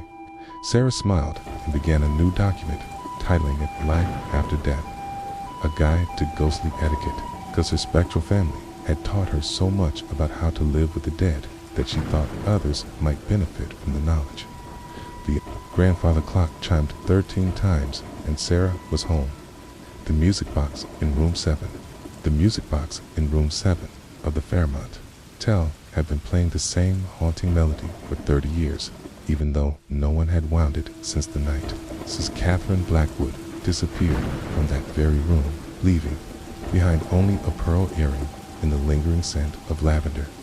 Daniel Carter stood in the doorway of the infamous room with his master key card in hand, listening to the tinny notes of the waltz that drifted through the closed door and wondering if accepting the night manager position had been a terrible mistake.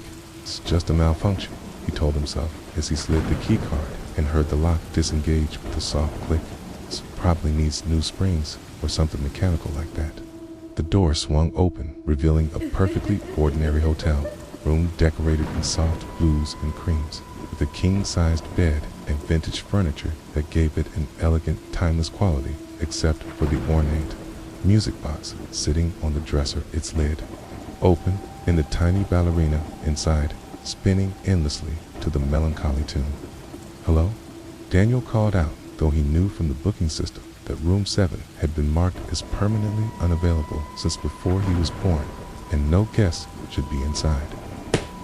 The music box continued playing, and Daniel stepped into the room, feeling the air grow thick around him like walking through invisible cotton as he approached the dresser where the antique music box sat surrounded by a thin layer of dust that seemed to avoid touching the box itself. "Beautiful, isn't it?" a soft voice said behind him, and Daniel spun around to see a woman in a 1990s style evening gown standing by the window, her face pale and translucent in the moonlight streaming through the gauze curtains.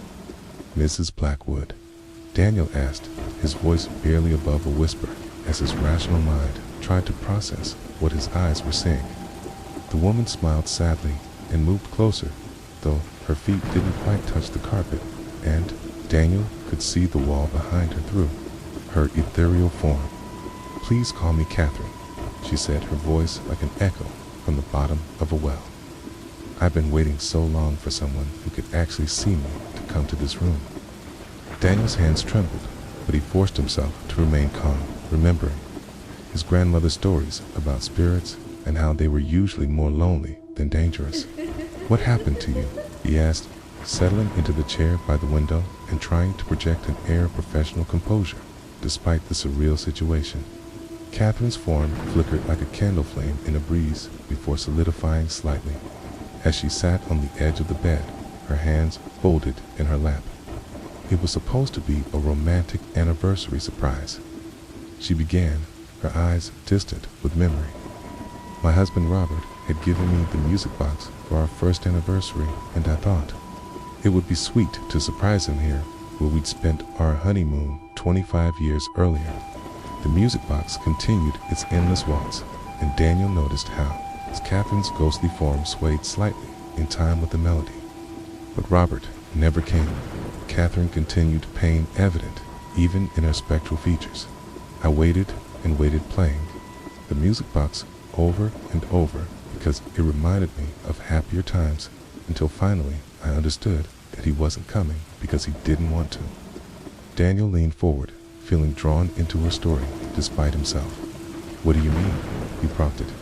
Gently. Catherine's laugh was bitter and sharp, like breaking glass. "I found out later, much too late, that Robert had been planning to leave me for his secretary. Such a cliche, really, but I had been too trusting, too blind to see the signs." She gestured to the music box and added, "He gave me this beautiful trap, a symbol of our love that would play forever, just like I would wait forever." Daniel stood and examined the music box more, closely noticing intricate engravings on the silver surface that seemed to shift and change when he wasn't looking directly at them. "How did you die?" he asked, though he suspected he already knew the answer.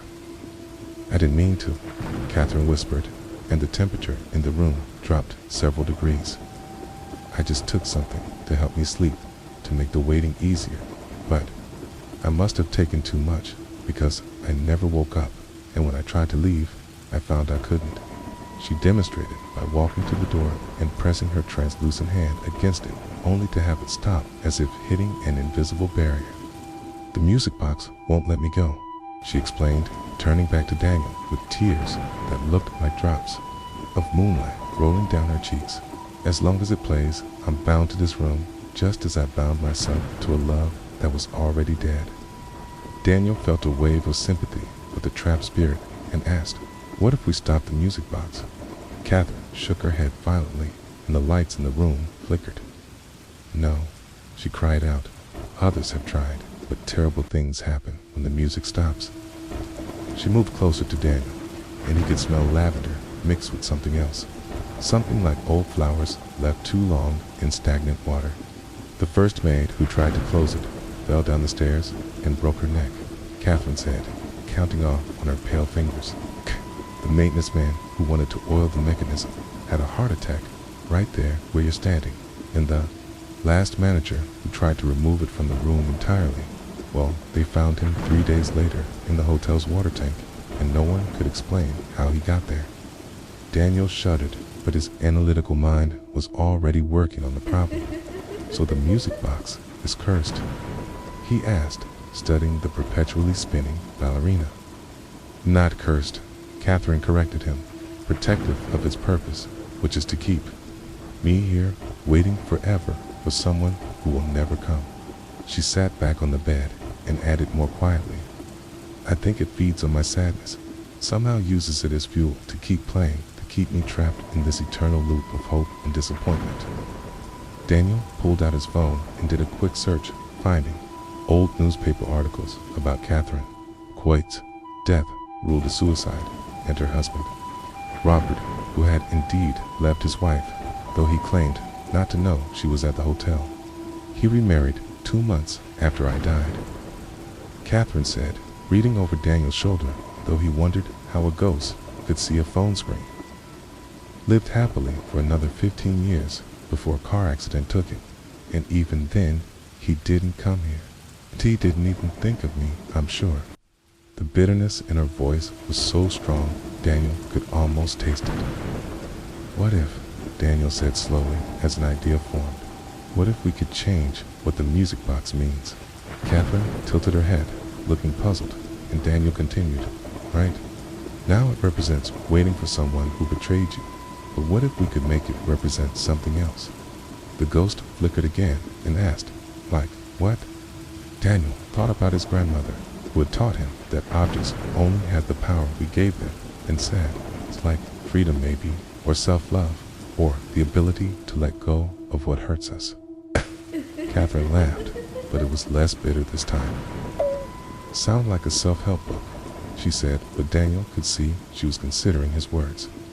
"I've been here 30 years, she continued, watching the world change through this window, seeing couples check into other rooms and celebrate the love. I thought I had, but didn't, and you think I can just decide to see things differently?" Daniel stood and approached the music box carefully, not touching it yet. "I think you've punished yourself enough," he said gently, "and I think Robert doesn't deserve to have this kind of power over you, even in death." Catherine floated over, to stand beside him, both of them looking at the music box. "The ballerina looks like me," she said softly. "Robert had it specially made, and I thought it was so romantic, but now, okay, see it differently, a tiny version of me spinning endlessly for his amusement, trapped in a box he could open or close at will." Daniel nodded, understanding dawning. "He's gone, Catherine," he said firmly. "He can't hurt you anymore, and he can't come back to make amends, so the only person who can free you is you." Catherine reached out with one ghostly finger and touched the spinning ballerina, causing it to slow for just a moment before resuming its endless dance. "I'm scared," she admitted. "What if there's nothing after this? What if I just disappear?" Daniel thought of his grandmother again, and her firm belief that energy never died, only transformed. "I think he said carefully, that you'll go wherever. You were meant to go 30 years ago, and that it will be better than this half-existence, trapped by your own pain. Catherine was silent for a long moment, then asked, "Will you stay with me if I try?" Daniel nodded without hesitation. "I'll be right here," he promised, settling back into the chair. Catherine took a deep breath she didn't need and placed both hands on the music box. "I forgive you, Robert," she said quietly, "not because you deserve it, but because I deserve peace." The music stuttered like a record skipping, and Catherine continued stronger now. "I forgive myself for not seeing the truth, for loving someone who couldn't love me back the way I needed." The music slowed noticeably, and the ballerina spinning became jerky. "And I choose," Catherine said, her voice growing stronger with each word, "to let go of this pain in this room, in this endless waiting for something that was never going to come." With those words, she grasped the lid of the music box and slowly closed it, cutting off the waltz mid-note. The silence that followed was deafening, and Daniel held his breath, waiting for something terrible to happen, but instead, the room filled with warm golden light that seemed to come from Catherine herself. "Oh," she said, wonder in her voice, as her form began to shimmer and transform. "Oh, I can feel it, Daniel, can you see?" Daniel watched in awe as Catherine's ghostly form became radiant to her, 1990s evening gown transforming into something that looked like it was woven from starlight itself. "I see my mother," Catherine said, tears of joy now streaming down her face, "and my sister who died when we were children, and others, so many others, who've been waiting for me to let go and join them."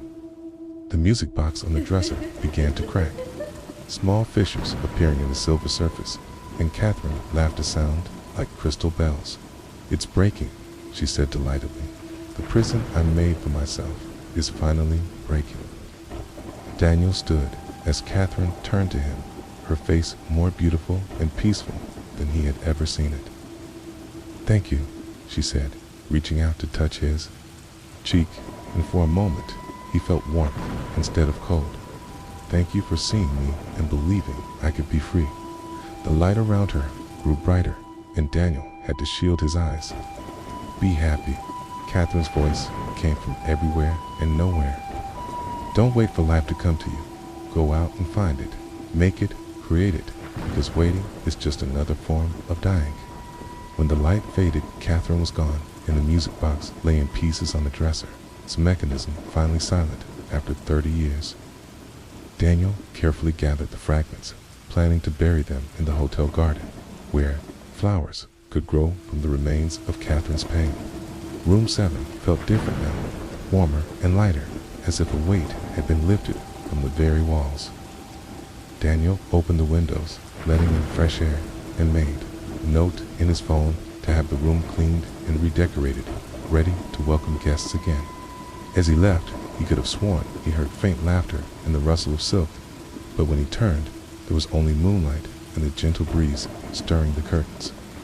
The next morning, Daniel found a pearl earring on his desk, wrapped in a piece of paper that said simply, "For someone who needs to remember they are whole with or without another person."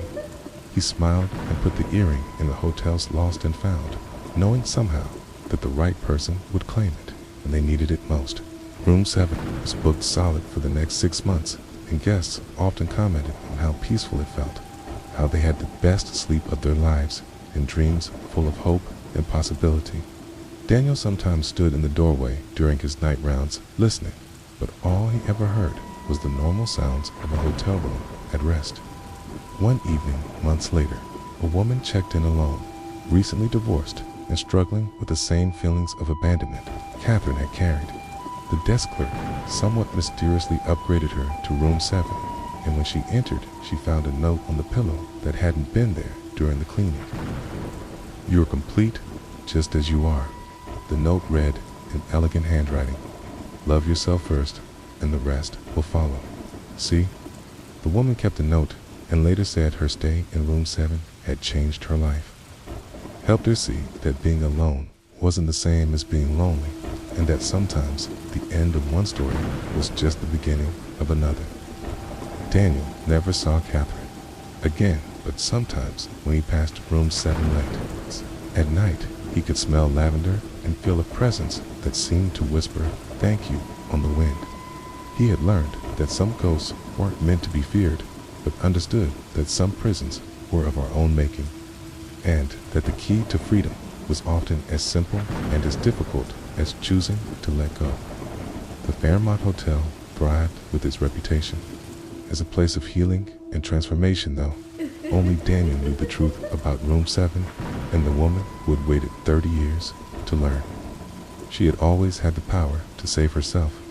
He kept one piece of the broken music box in his desk drawer, a small silver fragment that caught the light and reminded him that even the strongest cages could be broken by the simple act of choosing freedom over fear.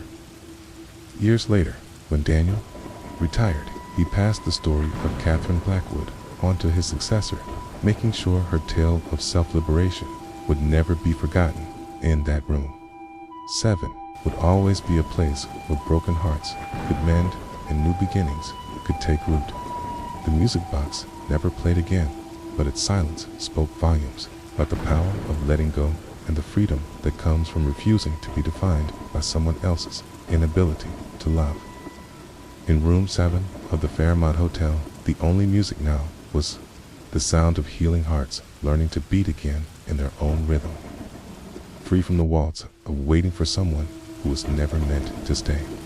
Catherine had finally stopped spinning, and in doing so had given countless others permission to do the same, transforming a room of sorrow into a sanctuary of self-discovery. The ghost was gone, but her gift remained a reminder that we are never truly trapped except by the chains we forge for ourselves, and that love, real love, always begins with the person in the mirror, not the phantom we're waiting for. The Man with the Red Truck, this first story, started last December, right before Christmas. I was working mostly evening shifts at the time, from 4 p.m. until midnight when we closed. Our gas station is pretty busy during the day, but it gets really quiet at night, especially after 10 p.m. The gas station where I work is kind of isolated. It's on a highway outside of town, so there aren't many other businesses nearby. During the day, we get a lot of customers, but at night, it's mostly just truckers and people traveling through. I remember. It was a cold night in December when I first noticed this guy. He was driving a red pickup truck that looked pretty old and beat up.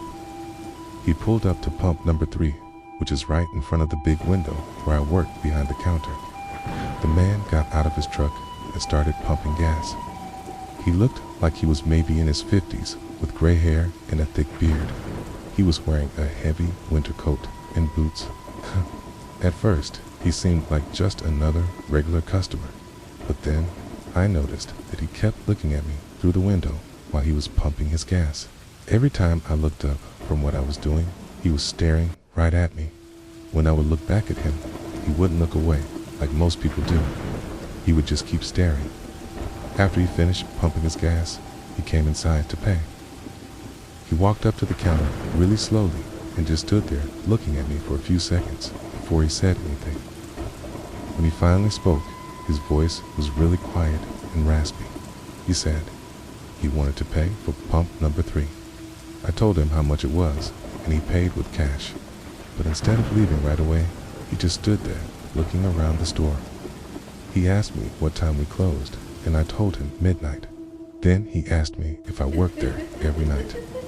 I thought this was kind of a strange question, but I told him I worked most evenings. He nodded and said he traveled this road a lot for work and might stop by again sometime. After he left, I didn't think much about it. We get lots of truckers and travelers who come through regularly, so it wasn't unusual for someone to say they might stop by again. But then, the next night, around the same time, the same man showed up again in his red truck. He pulled up to the same pump and went through the exact same routine. He pumped his gas while staring at me through the window, and then came inside to pay. This time, when he came inside, he tried to start a conversation with me. He asked me how long I'd been working at the gas station and if I liked my job. Kind, to be polite, but professional. I answered his questions briefly, and then tried to focus on other work. The man didn't seem to want to leave. He kept asking me questions about myself, like where I was from and if I went to school. I started to feel uncomfortable because he was asking very personal questions, and there were no other customers in the store.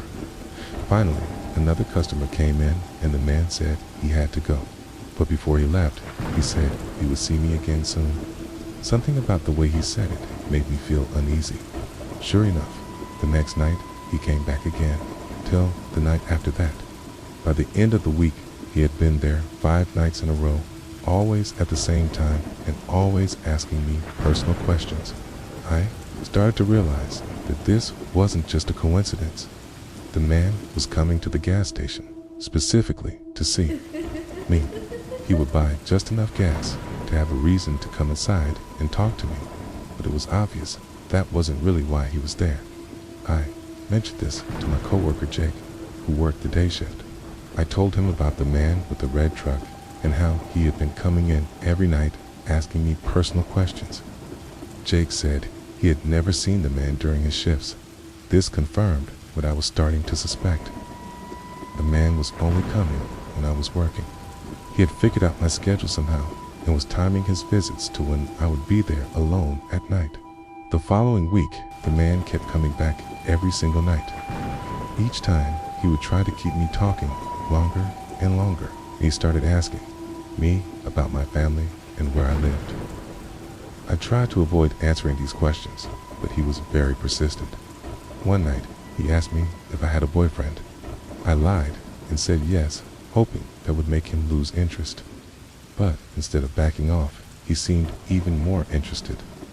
He asked me lots of questions about my fake boyfriend and seemed suspicious that I was making it up.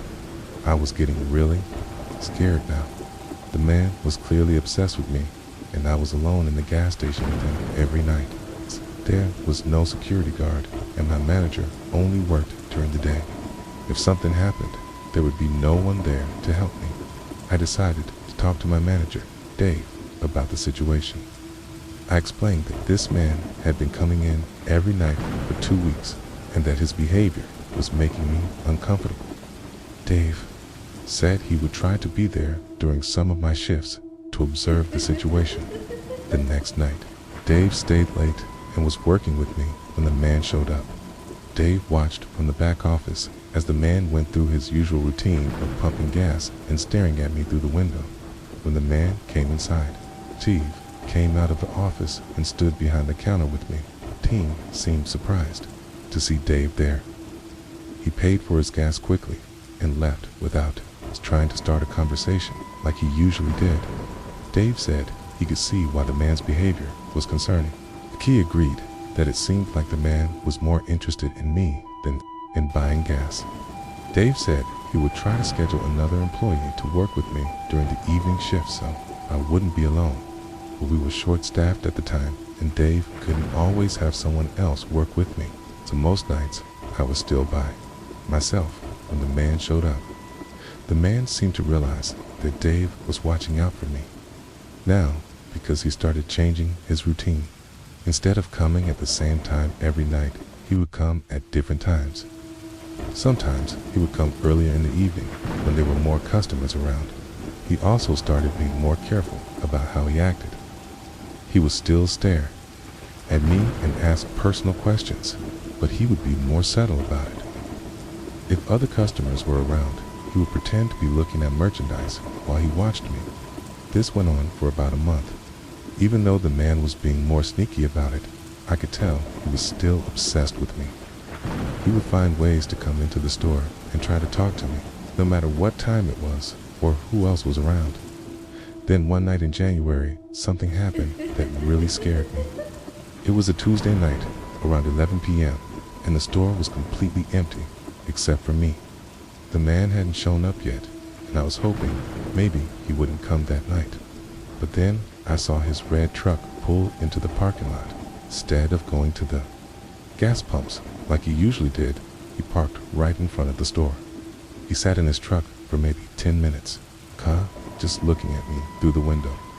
Finally, he got out of his truck and came inside. But this time, he didn't even pretend to buy anything. He just walked up to the counter and stood there staring at me with a strange smile on his face. He asked me how I was doing, and I said I was fine. Then he said he had been thinking about me a lot lately and that he really enjoyed our conversations. I told him I was busy with work and couldn't talk right now, but the man didn't leave. Instead, he said he had something he wanted to give me. He reached into his coat pocket and pulled out a small, wrapped present. He set it on the counter and said it was for me. I told him I couldn't accept gifts from customers and pushed the present back toward him. Pa, he pushed it back toward me and said he really wanted me to have it. He said he had picked it out especially for me. Asterisk, I was really uncomfortable now and I wanted him to leave. I told him again that I couldn't accept the gift and that he needed to leave the store. The man's expression changed and he looked angry. He said I was being ungrateful and that he was just trying to be nice to me. He said he thought we were friends and that friends give each other gifts. I told him we weren't friends and that he needed to leave right now. The man stared at me for a few more seconds with that angry expression. Then he grabbed the present off the counter and stuffed it back in his pocket. He said this wasn't over and that he would be back. Then he walked out of the store and drove away. I was shaking after he left. I called my manager Dave right away and told him what had happened. Dave said he was coming to the store right away and that I should lock the doors and not let anyone else in until he got there. Dave arrived about 20 minutes later and stayed with me for the rest of my shift. He said he was going to call the police in the morning and report the man for harassment. He also said he was going to change my schedule so that I wouldn't be working alone at night anymore. The next day, Dave called the police and filed a report. He gave them a description of the man in his red truck and told them about all the times he had come to the store. The police said they would patrol the area more often and keep an eye out for the truck. I didn't see the man for about a week. After that, I thought maybe he had finally gotten the message and would leave me alone. But then one night, when I was getting ready to leave work, I saw his red truck parked across the street from the gas station. He was sitting in the truck, watching the storm. When he saw me come outside, he started his engine, but he didn't drive away. He just sat there, watching me walk to my car. I got in my car as quickly as I could and locked the doors. The man still didn't leave. He just sat there, watching me. I called the police from my car and told them the man was back. By the time the police arrived, the man was gone, okay? They looked around the area, but they couldn't find his truck anywhere, okay? The police took another report and said they would increase patrols around the gas station. I never saw the man with the red truck again after that night. The police never caught him or found out who he was. But for months afterward, I was always nervous at work, especially during the evening shifts. The teenage boys. This second story happened a few months later in March. By this time, my schedule had changed, and I was working day shifts from 8 a.m. to 4 p.m. I thought working during the day would be safer, and I wouldn't have to worry about strange customers as much. During the day, our gas station gets a lot more customers than at night. Get people going to work in the morning and coming home in the afternoon.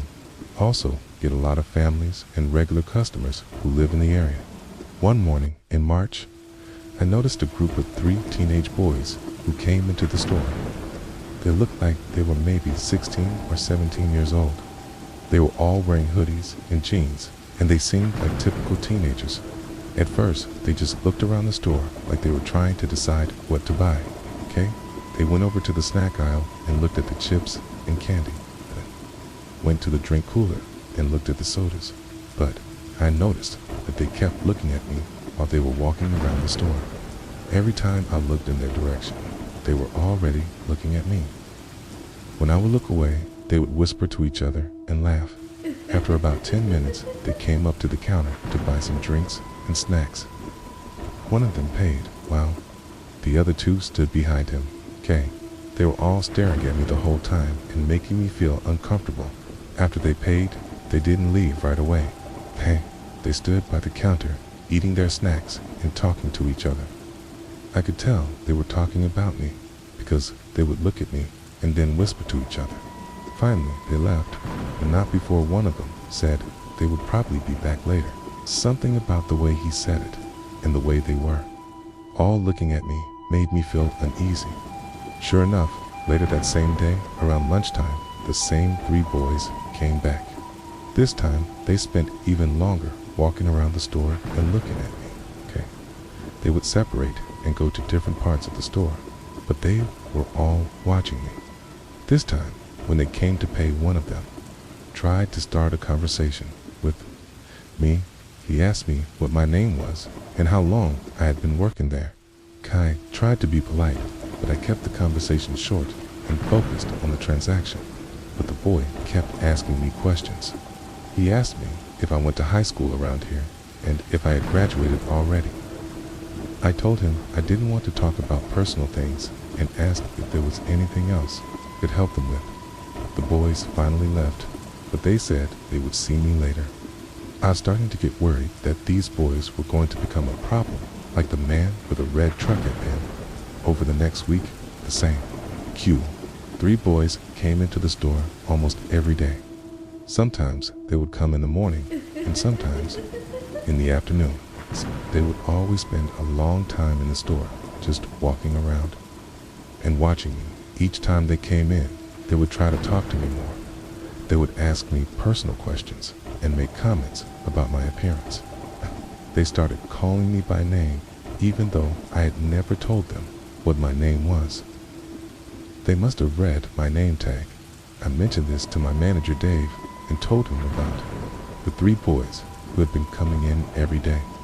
Dave said he would keep an eye out for them and see if their behavior seemed, inappropriate. The next day, when the boys came in, Dave was working with me. He watched them walk around the store and saw how they were staring at me and whispering to each other. When they came to pay, Dave stood next to me behind the counter. One of the boys tried to start a conversation with me like he usually did, but Dave interrupted and asked if there was anything else they needed. The boys seemed surprised that Dave was paying attention to them, quickly paid and left. After they left, Dave said he could see why I was uncomfortable with them, said their behavior did seem inappropriate and that he would talk to them if they kept bothering me. But the boys kept coming back every day. They seemed to realize that Dave was watching them now, so they tried to be more careful about how they acted. But I could still tell they were watching me and talking about me. After about 2 weeks of this, one of the boys started coming in by himself instead of with the other 2. He would come in during the middle of the day when it was less busy and there were fewer people around. This boy was more aggressive than the other 2 had been. He would stand at the counter for a long time, even after he had paid for his items. He would try to keep me talking and ask me very personal questions. One day, he asked me if I had a boyfriend, and when I said yes, he asked me lots of questions about him. He seemed skeptical, like he didn't believe me. Said he had never seen any boyfriend pick me up from work. This made me realize that the boys had been watching me outside of work too. They knew my schedule, and they had been watching to see who I left with and how I got home. I was getting really scared now. These boys were clearly obsessed with me, and they were watching me both at work and outside of work. I didn't know what they were planning to do, but I knew it wasn't good. I talked to Dave again and told him that one of the boys was now coming in alone and being more aggressive. I also told him that the boy had made comments that suggested they were watching me outside of work. Dave said he was going to ban the boys from the store and call their parents if possible. He said this behavior was completely unacceptable and that I shouldn't have to deal with it at work. The next time the boy came in alone, Dave was ready for him. As soon as the boy walked in, Dave approached him and told him he needed to leave and not to come back.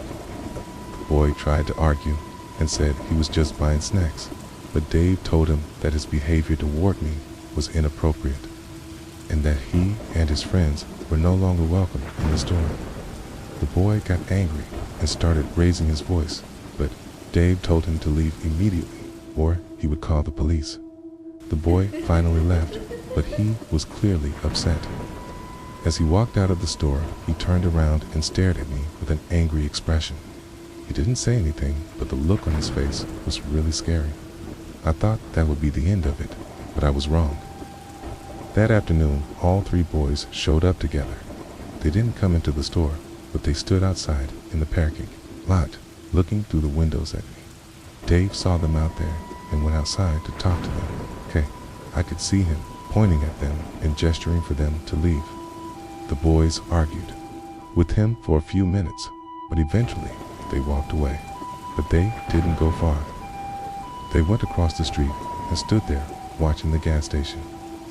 Every time a customer came or went, they would watch to see if it was me leaving work. Dave called the police and reported the boys for trespassing and harassment. The police came and looked around, but the boys were gone by the time they arrived. The police said they would patrol the area more often. The boys didn't come back to the store after that, but I would still see them sometimes driving by slowly. In a car, they would slow down when they passed the gas station and look inside to see if I was working. This went on for about a month. I never knew when they might show up or what they might try to do. It made me nervous to be at work, and I was always looking out the windows to see if they were around. Finally, the boys seemed to lose interest, and I stopped seeing them. I don't know if the police talked to them or if they just got bored and moved on to something else, but I was relieved when they finally left me alone. Asterisk, the night visitor. This last story happened just 2 months ago in July. By this time, had been moved back to evening shifts because we had hired some new day shift workers. So what's working from 3 p.m. to 11 p.m. most days. The evening shift is usually pretty busy until about 9 p.m. when things start to slow down. After 9 p.m., we mostly get people who are traveling through or coming home from work late. It's usually pretty quiet for the last couple hours. One night in July, I was working by myself during the last hour before closing. It was a Tuesday night, and it had been really quiet. I think I had maybe 3 customers after 10 p.m. I was doing some cleaning and organizing to get ready for closing when I heard a car pull up outside. I looked out the window and saw a dark-colored sedan parked at pump number 2. The car looked pretty new and expensive. I watched to see if someone would get out to pump gas, but nobody did. The car just sat there with the engine running. Couldn't see inside the car because the windows were tinted really dark. Asterisk. After about 5 minutes, I started to wonder what was going on. Usually, when someone pulls up to pump gas, they get out right away. But this car was just sitting there doing nothing. I thought maybe the person was on a phone call or looking for their wallet or something. But after 10 minutes, the car was still, just sitting there. I was starting to get a little worried. Then, suddenly, the car door opened and a man got out. He was wearing all black clothes, including a black baseball cap pulled down low over his face. I couldn't see what he looked like because of the hat and because it was dark outside. The man didn't go to pump gas like I expected. Instead, he walked straight toward the store. As he got closer, I could see that he was tall and thin. He moved in a strange way, like he was trying to be sneaky or quiet. When the man got to the store door, he stopped and looked around the parking lot like he was, checking to see if anyone else was around. Then he looked through the window at me for a few seconds before he came inside. As soon as he walked in, I knew something was wrong. The man didn't say hello or look around the store like normal customers do. Instead, he walked straight to the counter and stood there staring at me without saying anything. I asked him if I could help him with something, and he said he wanted to buy some cigarettes. I asked him what kind, and he said it didn't matter. This was strange because most people have a specific brand they want. Got a pack of cigarettes from behind the counter and told him how much it cost. He paid with exact change, which seemed like he had already known how much it would be. This made me think he had been planning this visit. After he paid, he didn't leave like I expected. Instead, he just stood there at the counter staring at me. I asked him if there was anything else I could help him with, and he said no, but he still didn't leave. I started to feel really uncomfortable. The man was just standing there, staring at me and not saying anything. His face was still mostly hidden by his baseball cap, so I couldn't see his expression clearly. Finally, I told him that I needed to get back to work and that he should have a good night. I turned away from the counter and started organizing some items on the shelf behind me, hoping he would take the hint and leave. But when I turned back around, the man was still there. He was now leaning on the counter, and he had moved closer to where I was standing. Cod smelled cigarette smoke on his clothes, and he had a strange smell like he hadn't showered in a while. The man asked me what time we closed, and I told him 11 p.m. He looked at his watch and said that was in about 15 minutes. Then he asked me what time I got off work and if I had to stay after closing to clean up. I didn't want to answer these questions because they seemed too personal. I told him that information was private and asked him again if there was anything else he needed to buy. The man smiled when I said this, but it wasn't a friendly smile. It was more like a smirk that made me feel even more uncomfortable. He said he was just trying to be friendly and make conversation. I told him I appreciated that, but I was busy with work and needed to focus on closing up the store. I hoped this would make him leave, but instead he seemed to get more interested in staying. The man started asking me more personal questions, like how long I had been working there and if I worked there every night. I tried not to answer these questions directly, but he kept pushing for more information. By this time, I was really scared. It was almost 11 p.m. and we were supposed to close soon. There were no other customers in the store and no other cars in the parking lot except for the man's car. I was starting to think about what I would do if the man didn't leave when we closed. Okay, I couldn't lock up the store with him still inside, but I also didn't want to be alone with him in the parking lot. Just then, another car pulled into the parking lot. It was one of our regular customers who sometimes stopped by late at night. I was so relieved to see another person there. The regular customer came inside and nodded hello to me. The man in black seemed annoyed that someone else had come in. He looked back and forth between me and the other customer like he was trying to decide what to do. Finally, the man in black said he had to go. But before he left, he told me he might stop by again sometime. The way he said it made it sound more like a threat than a casual comment. After he left, I felt so much better. The regular customer bought some drinks and we chatted for a few minutes about normal things. It felt good to have a normal interaction with a customer after what had just happened. When it was time to close, I was nervous about going out to my car alone. The regular customer offered to walk me out, which I really appreciated. We looked around the parking lot, but the man's dark car was gone. I drove home and called my manager Dave to tell him what had happened. I described the man in his car as best as I could. Dave said he would be more careful about scheduling people to work alone late at night. I didn't see the man for about a week after that. I was hoping he had just been passing through and wouldn't come back.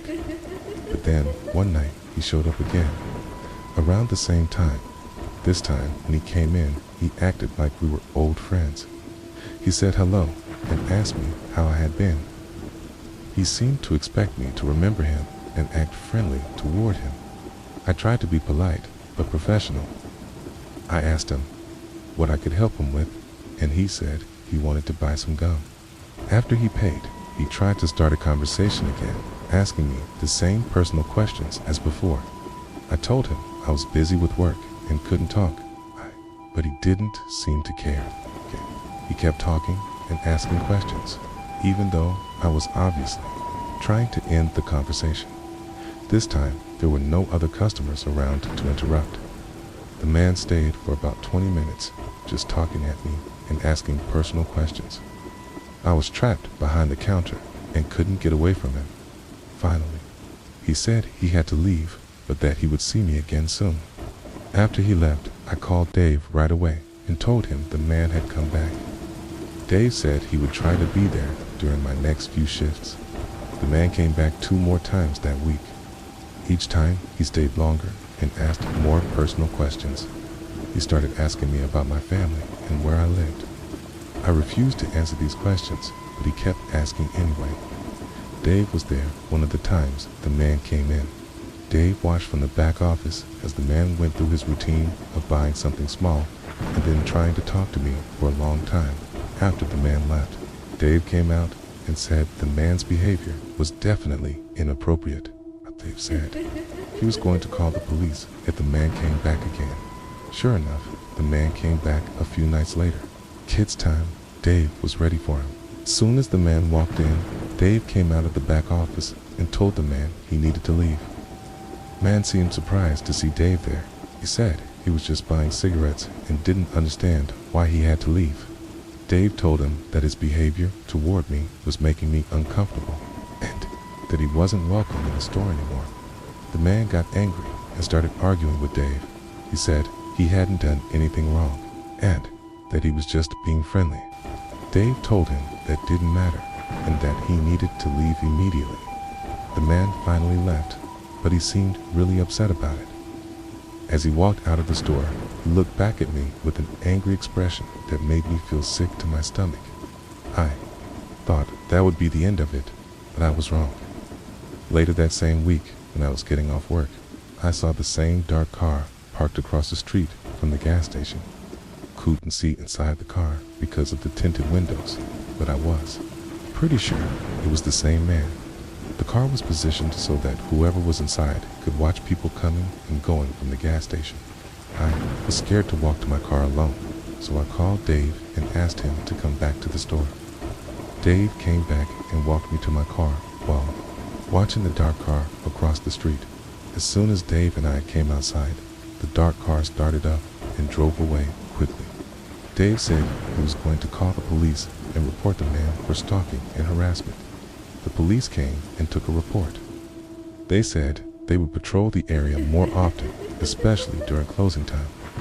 They also said I should call them right away if I saw the man or his car again. I never saw the man again after that night. The police never caught him or found out who he was. For weeks afterward, I was always nervous when leaving work. I would look around the parking lot carefully before walking to my car.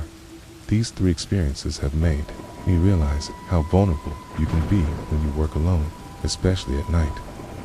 I never thought about these things before, but now I'm always aware of my surroundings and paying attention to customers who seem strange or suspicious. I'm grateful that none of these situations turned into something worse, but they were all really scary at the time, and I still get nervous sometimes when I'm working alone at the gas station. I hope I never have to deal with anything like this again, but if I do, I know to get help right away and not try to handle it by myself. Working in retail can be more dangerous than people realize.